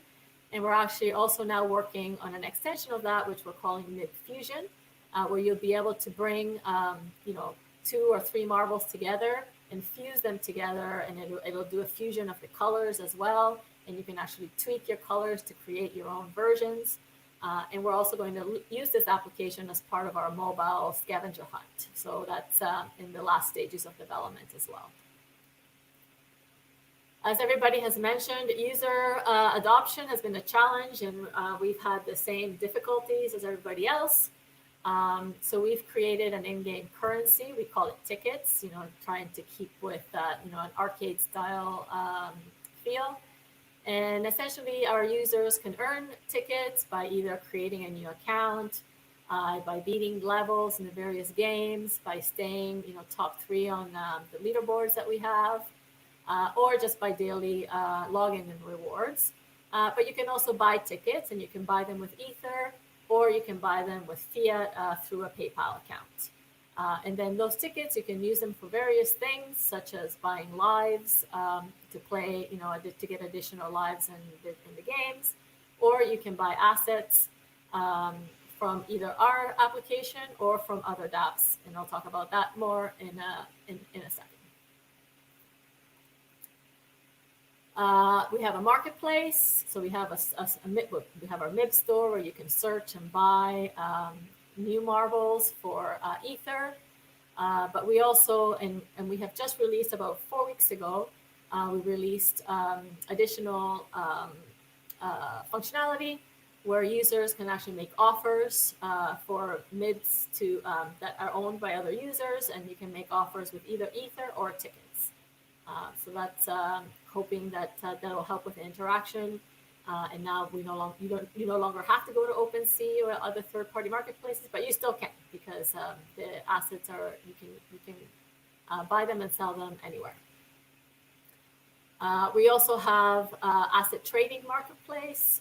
For example, if you have a lot of tickets and you don't necessarily want to spend it all on marbles, you can actually trade your tickets for assets from other dApps, and they're listed on our marketplace. And we are actually expanding our asset trading marketplace, where you can, now we will actually accept some of your assets. I know some people have maybe 16,000 kitties, and they're not all profitable. So we will trade some of your kitties for tickets, and then you can use those tickets to either play games or purchase other assets. So that is more or less where we are now. Here is our team. So there's myself as a co-founder. Dino Nozella is my partner in crime. He's listening on the podcast. We have a core team of brilliant developers, and we are located in Toronto, Canada. So that's our summary, and take any questions.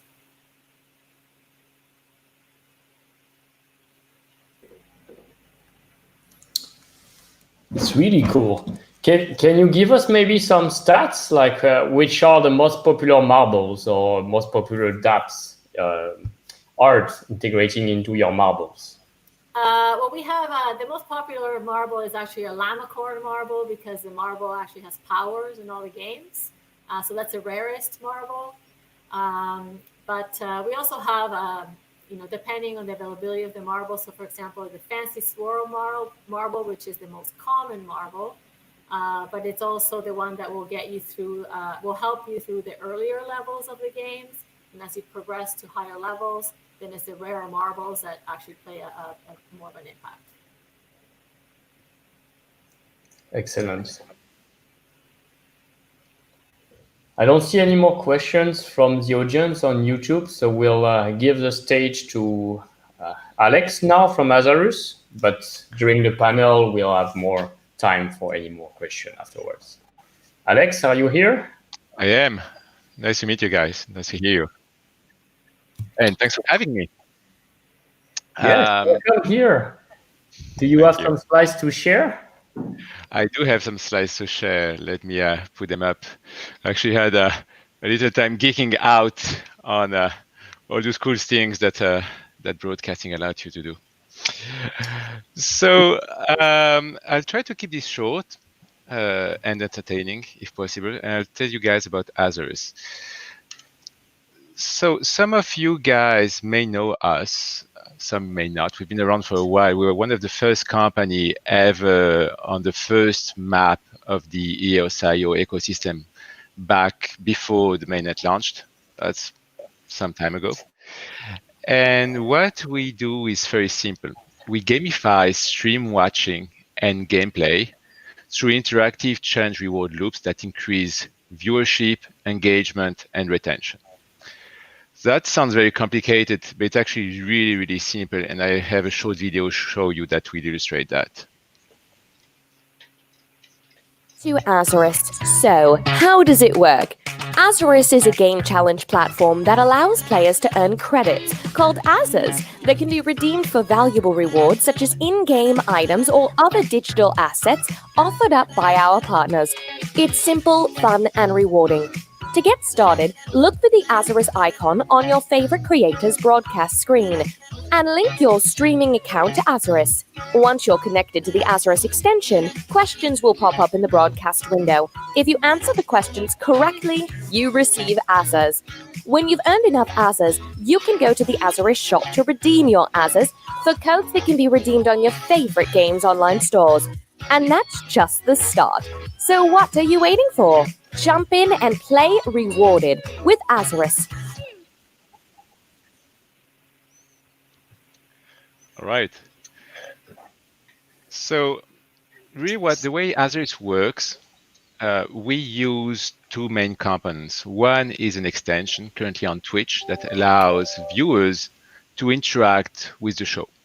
And interactions have multiple levels. That can be simply polls, but the more interesting ones are the ones that are tied to gameplay, telling the creator what to do, giving him objectives, and telling him which way he should go in the game, what operator to pick, you name it. Basically, all those things that are animated by the information what's happening in the game, that's where really Azarus shine. And on the other side, we have a product for publishers and creators that our publishing partners use to basically create, animate, and run those interactions on the channels that they select. This is kind of all the thing that we try to achieve through Azarus. It's really testing your knowledge, testing your skills, your ability to predict what's going to happen, your passion for the game, your sense of community, how tight are you with the creator, and proving your attention. Did you really nail what happened? Who made that kill? What weapon was used? All those kind of things. So those are all the axes that we have, kind of mini games running on top of a game in a stream that are executed on Azarus. And so the way that works is actually pretty simple. On one end, we have the publisher, and the publisher shares data from the game with us. So we have a direct, tight integration with our publishing partners, usually not through public APIs. Most of them don't have one. So we have deep server-to-server integrations that allows us to know exactly for all the players what they're doing in the game. And they also define what type of metagame they want to offer to their creators. The Azarus platform is actually very simple. It pulls the data and executes all the challenge and pushes new challenges interaction to all the players that are watching. And the players just are here to interact, have fun, level up, earn credits, and get rewards. So that's kind of the very simple loop. We're already live on quite a few really cool games. So you may have seen us on Rainbow Six Siege, which is Ubisoft's top esports title. We live on like tens, if not hundreds now, of channels on the Pro League channels. Same goes with World of Tanks, and we are expanding the AAA titles that we serve at a very high pace.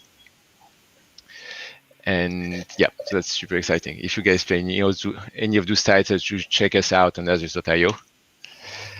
And finally, last but not least, really the point that we are built on is that we are rewarding engagement. So it's not about giving rewards players just because they play, it's because they actually do something meaningful to support their communities of other players watching the same creator and being part of the same crew. And really what we're rewarding is engagement, attention, and the fact that you create connections with your peers and engage with the creators, basically making those broadcasts more interesting to watch. All right. And that's it for now. If you guys have any questions. That was a short one. I like things short. I think it's late for you guys. All right, I don't see any question here. Are you already live with some games or some streamers? Can you name one example we could check or see? So we live with actually hundreds of streamers. So just go to Azarus.io, log in, and you'll have the list of all the active streams. They're usually always a stream. And we are live with Rainbow Six Siege, World of Tanks. We often take part on bigger events. We were live during the reveal of the new Assassin's Creed Valhalla. That was really exciting. So there's always something going on. Like the platform has grown to the scale of the AAA games it serves.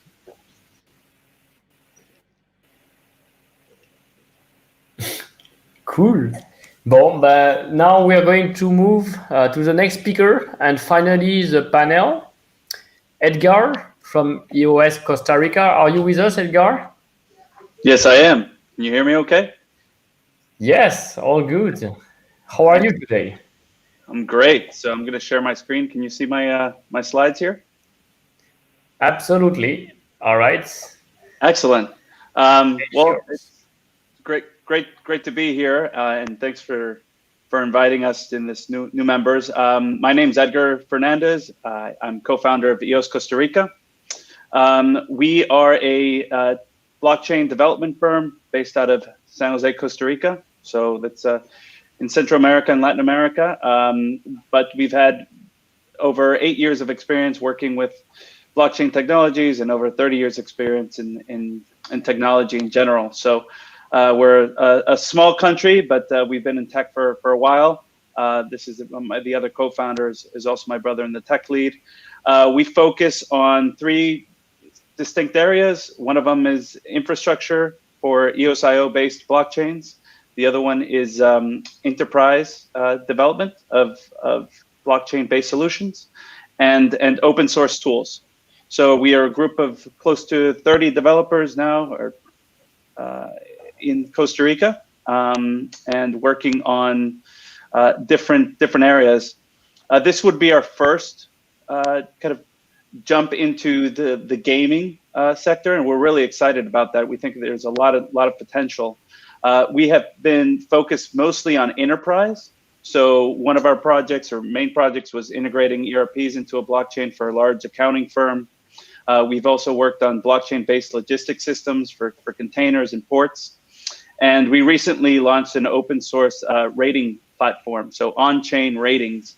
And we think there's a lot of potential in bringing some of the use cases that a lot of the panelists have already brought and applying that into enterprise. You really don't think, that gaming doesn't have to be isolated. I think gamifying and seeing how that integrates into enterprise solutions, it's really interesting.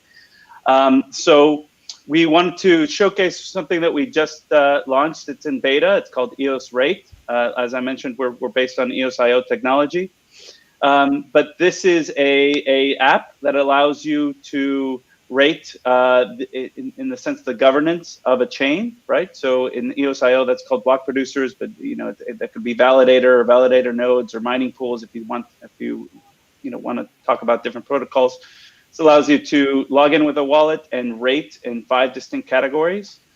And that happens on chain, so it's completely transparent. And we think there's a lot of different use cases here, and we'd love to hear from the gaming community as well. I mean, we're starting the beta just focusing on rating the governance of chains, but that can extend to rating dApps, to rating games, rating NFTs, rating experiences. We believe rating is big business, right? I mean, we rate everything from our games, from our videos, movies, our doctors, dentists, restaurants, bars, right? So bringing transparency to those ratings and seeing how we can gamify that is a really interesting opportunity for us. So we wanted to invite the gaming community to start thinking of how we can bring on-chain ratings, how we can gamify that, and bring it to the gaming sector, whether that's esports, NFTs, collectibles, and games in general.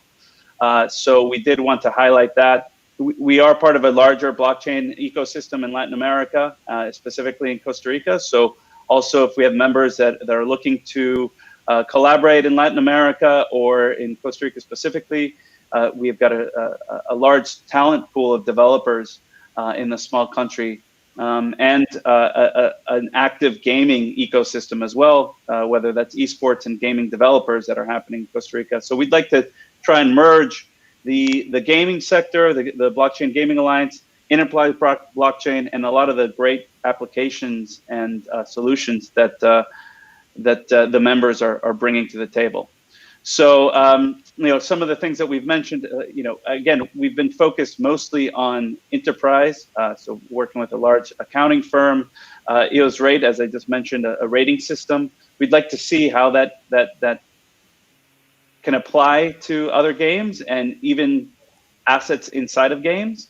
And being able to either gamify the ratings, but providing information for consumers, users, players, so they can have a transparent and visually friendly way to view either games or assets inside of games. So that's a short presentation. I know I'm towards the end here, but I think the main thing we wanted to share is we want to connect Latin America, specifically Costa Rica, the use cases we're working on in enterprise with the gaming sector, and see where there's different synergies and ways that we can work together. So appreciate the time. Thank you. Thank you, Edgar. We have had today many representatives from Latin America. We have Matias from Argentina. Sandbox is also partially in Argentina, so we're here in strength. So, well, without further ado, if there's no question from the audience that pops up, I propose to move to the panel. On this panel, we didn't prepare any specific question. I was planning for the audience to ask our different speakers today if they had any specific topic for them. But while we wait for the first question, I guess I can start with an introduction question for you guys. So we have a few more. So please just raise your hand when you want to speak. So I will switch because we are limited to only 6 people at the same time on the stream. Just raise your hand if you want to speak and I will put you on stage. I guess my first question is we are 2020, there's been a pandemic, people play more games, the world has changed, the metaverse is coming, NFTs are very hot those days. How enthusiastic are you about blockchain this year and why?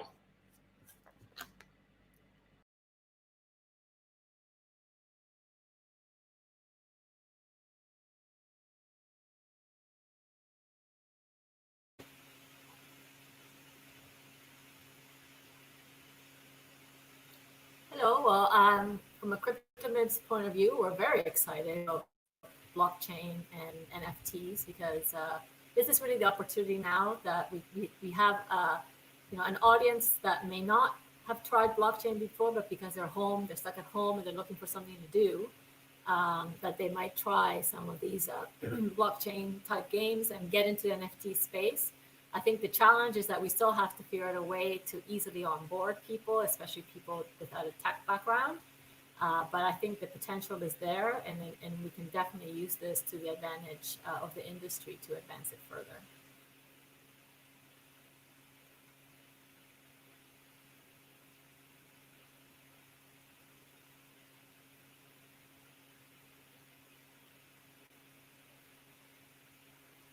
Say something, Dimitri. Oh, I was just scratching my nose. I agree with CryptoMibs.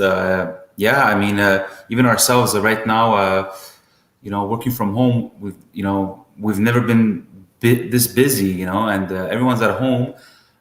Like our current customers who are using bountyblok and everyone, they're actually using their products more by being online and at home. So it actually has an opportunity for us to we're busier. Things are there's a lot of momentum right now. So there's a huge upside in this blockchain space, despite what's been going on. My wife works at the hospital, and for her, it's she's just doing her regular stuff, and it's like it's always the same stuff. For me, it's like things are a lot more.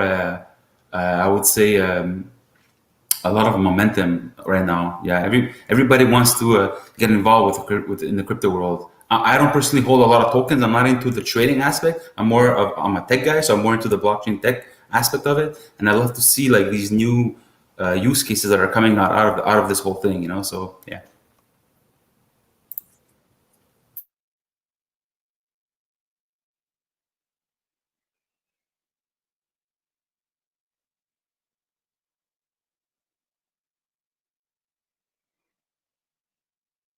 No one want to answer the question? All right. Yes, Alex. Okay. All right. Can we always add something? From my perspective, what's really exciting is that we're seeing really some maturity in the happening on the market. Like blockchain and NFTs and crypto games have been around for a while. And what's really exciting is to see that we now understand a lot better what consumers want, what consumers are ready to do. And as we are going through that pandemic and communities are gathering online and really looking for ways to connect, I think there's a lot more opportunities. I'm very excited personally about the DAO space. I think that space has been really only scratched on the surface when it comes to crypto games. Having been a pretty heavy World of Warcraft players in the past in leagues and stuff, I would have loved to have a DAO run my guild. That would have been like super helpful.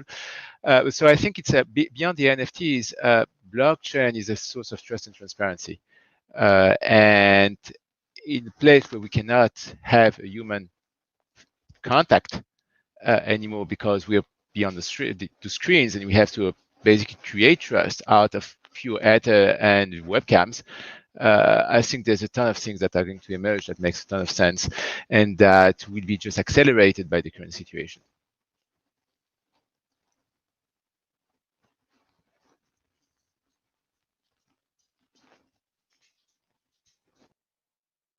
All right. Someone wants to add to this, or should we move to the next question?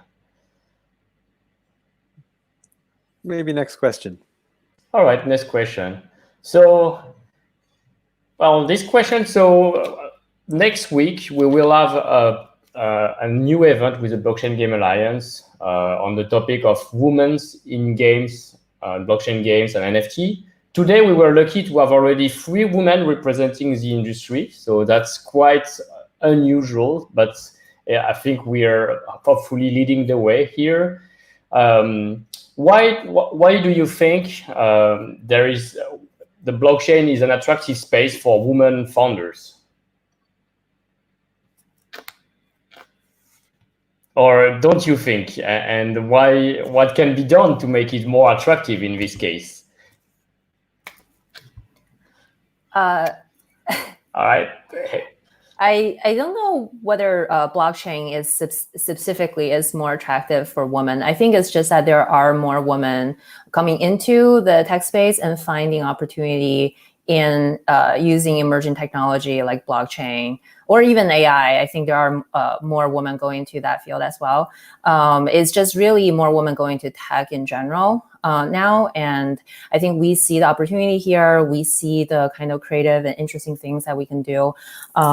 There has been interesting research before done in terms of studying computer science that women are generally, in general, more attracted towards creative things that you can create with technology. So I think blockchain, especially involving games, I think makes a lot of sense. And it's just, yeah, it's fun.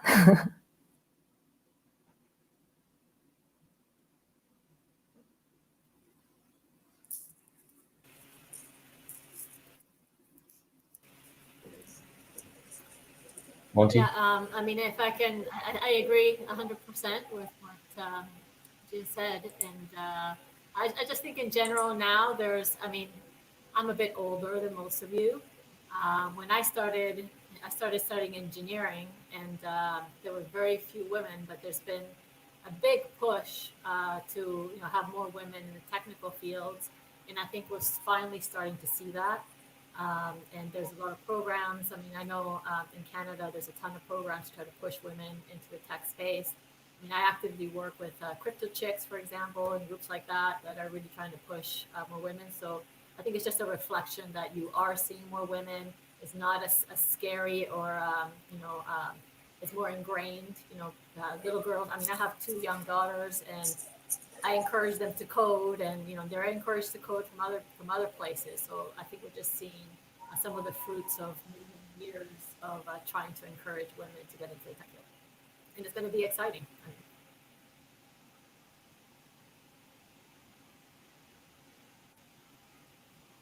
Yeah, I think that definitely, with crypto, it's such a niche space, and there's been so many great women groups and support for women wanting to come into crypto and blockchain. That's something that we're really, really pushing as an industry. And I think for me personally, and I think this is probably something that attracts a lot of people, and especially women, is that you get to come in really early to this space and make a mark and be a part of shaping this industry, which you don't really get to do with a lot of other industries that are more established. And the really cool thing is that within crypto, there's all of these kind of different verticals that you can transverse. So with us, we're crypto, but we're also gaming. And so for a lot of women who might traditionally be in gaming, there's this really cool opportunity to come in and be a part of a new space while still leveraging a lot of the experience and knowledge that they have. And same thing if you're in like the DeFi space, if you come from traditional finance, and you have a chance to be a part of the crypto and blockchain space, but still leveraging that opportunity that you had to build up that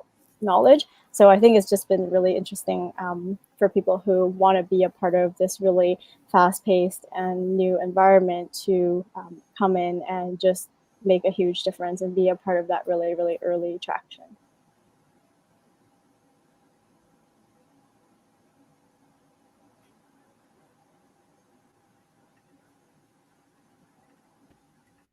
Thank you. It's great. So let's move to the next question then. I have this one. I still don't see from the ground. Can you tell us a good user story about how players are actually interacting with your game? Like, is there any good anecdote, any good story that you'd like to share with our audience today?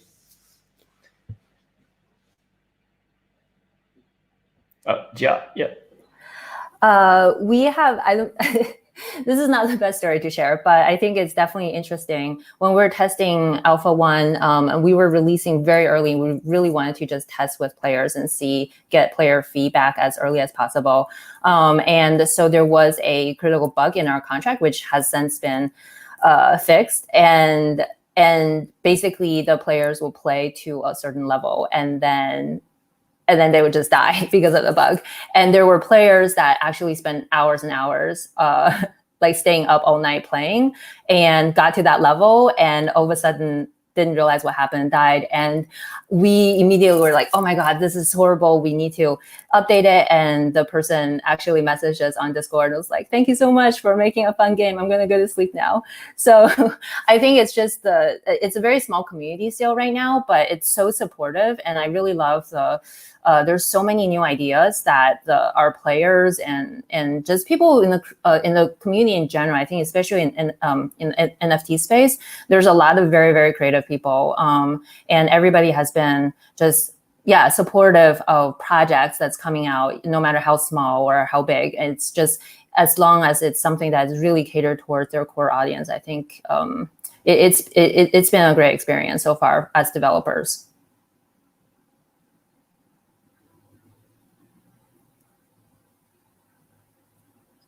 So this is kind of a funny story, but when we first launched, we were doing user interviews, and because we held trading competitions, we had a few users who every week they would always win. And so we interviewed one of them, and she was like, oh, I'm just so addicted to the game. I'm playing for 12 hours a day, 14 hours a day, doing all of this research about different coins to buy because I want to win.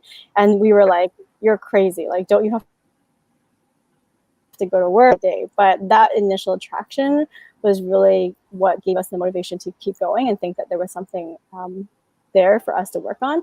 And interestingly enough, we actually ended up hiring her as our first community manager, and we've actually hired a few players to join our team. So it's been really great that our community is just so involved and they love our game so much that we're actually able to kind of bring them on and help us build the game out even further.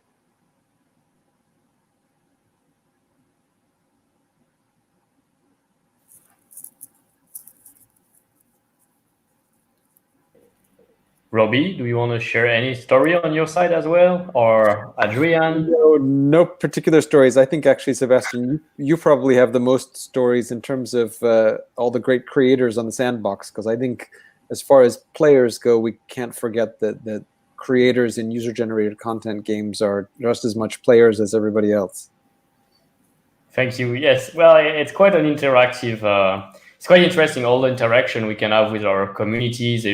They are becoming now the main speakers on our behalf. They are engaged.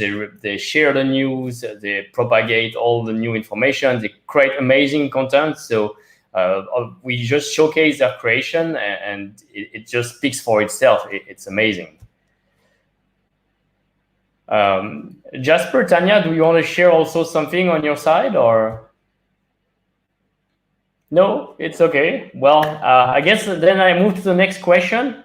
Maybe since we are a bit over time, that could be the last question, unless someone comes up with one. So what are the challenges for new developers who want to enter this industry? And what do you recommend to, overcome those challenges? Robby? So I think the biggest challenge is time, frankly. At least that's what we found. I mean, obviously, we came in several years ago when it was still a little bit more early days. But I think there's a bit of a learning curve, especially on the tech side, to get up to speed with everything that's going on, because it's complicated stuff, and there are still a lot of variables. Although I think people are starting to coalesce around certain standards, whereas a couple of years ago people didn't even know what chain they wanted to use, and that is still a question for some people. But I do think that I'm really pleased to see that there are a lot of small developer firms, and that just like other types of gaming, blockchain gaming is very much open to small 1, 2, 4-person shops who can create just as exciting products as anybody else. And that's really exciting, because I think one of the things that we found a little bit disheartening about mobile is that although great games are made by small studios on mobile, it's very hard for them to break through and have success these days in such a crowded marketplace without having relatively large budgets. But I think in the blockchain game scene, indies can still do just as well as anybody else, and I think that's really great for the community.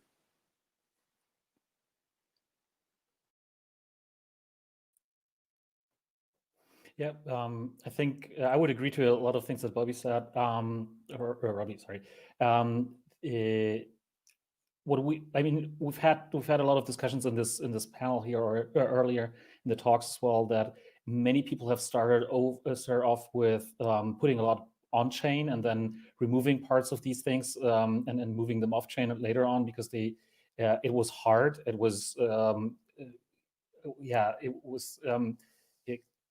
too much on the chain. It was there were congestions on the blockchains and stuff, and it's just very expensive. So I think that new developers starting to build on chain and starting to build blockchain games, they have to understand what the benefits are, and then also kind of get patterns of how to build games using blockchain, and so that it doesn't have to be really, really hard. But the technology isn't all that mature, and many tools aren't that great, and sometimes things just break. And we could see that with Loom, but also us developing on EOS and really starting out very, very early on EOS. It was really not that much tooling that you would be used to when you develop classic traditional games, like with all the engines, the possibilities that you have there. That's so great, and simply the technology isn't quite there yet in terms of convenience and maturity. So the new studios, they really need to know why they're doing this. And obviously there's a bunch of very obvious benefits, but it's not like these games have typically a much higher component of economics. So the developers need to be aware of that, because that's precisely the point, right? You have assets that you own, but then there's got to be a sensible economic mechanics behind that.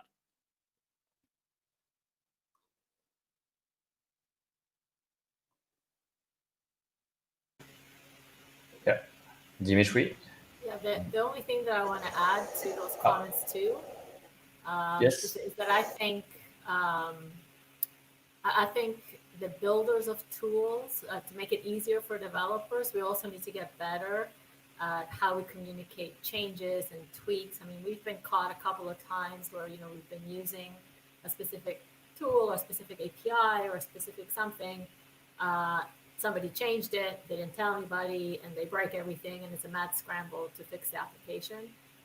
You know, in my previous world of enterprise software development, I mean, there's clear communication channels when something changes, and I think that's causing us a lot of pain, and I think it's hurting the industry a bit because it makes things harder for our developers, and I think we need to get better at doing that, and I think that's probably something where, you know, an alliance such as this and other groups can really help to set some standards and procedures and protocols so that, you know, so we can actually develop together better and faster.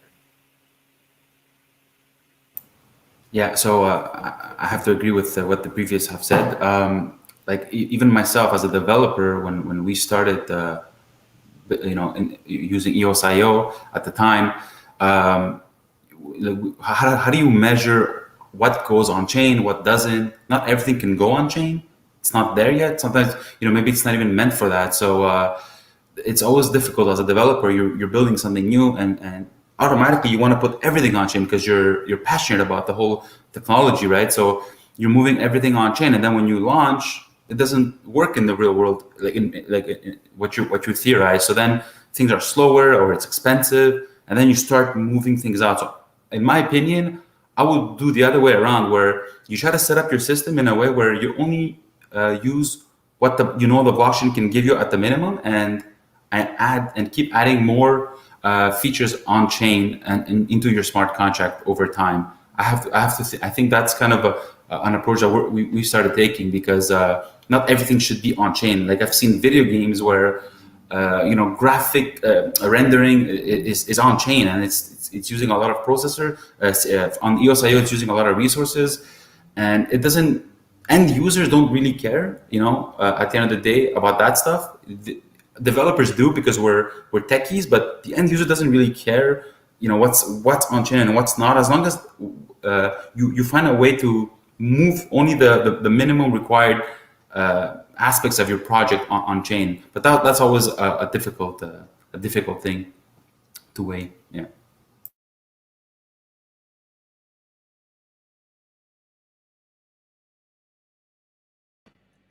Anything to add? If not, I'll put one question from the audience. Mind if I ask, do you have any proposal about how to share game ownership, presumably with players, within the mechanics of the game itself?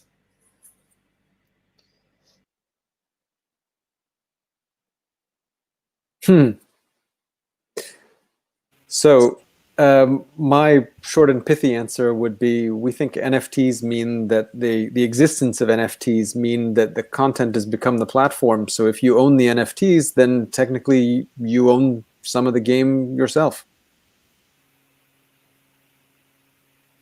Although I don't know that answers the question exactly. Well, from our perspective, for CryptoMibs, I mean, our platform just has mini games. So we're actually looking for developers who want to, you know, build their own mini games to put in the platform. And, you know, we don't have a specific way on how we would share profit revenues, but there's definitely, that's what smart contracts are for. And we definitely think that there's ways that you can, you know, either by transactions that are done on your specific game, you know, NFTs that are purchased from your specific game, all that stuff can be managed through a smart contract. You can split revenues, and that's the beauty of the blockchain. So that's exactly where we think it needs to go. So if you'd like to build a mini game, please contact us, and we can start working on something. I think I agree with both of the speakers earlier, and especially with Robby. I think NFTs are definitely what I see as the future of ownership of games. And I think I completely understand the approach of starting slowly and testing the waters in terms of what can be put on chain. With our game specifically, we just decided, because if you're owning the NFTs and the rules for dropping those NFTs are decided by the smart contracts, then that's even better. So then it's true ownership, because the items itself is generated by the players themselves. You combat everything. All the rules are also set on chain. You know what the rules are. We will not be able to change them. And so once you get those NFTs, you also have true ownerships of them. And you know that how many of those NFTs will be minted in the future, in the near future, in the far future. So that's our approach to ownership of the game.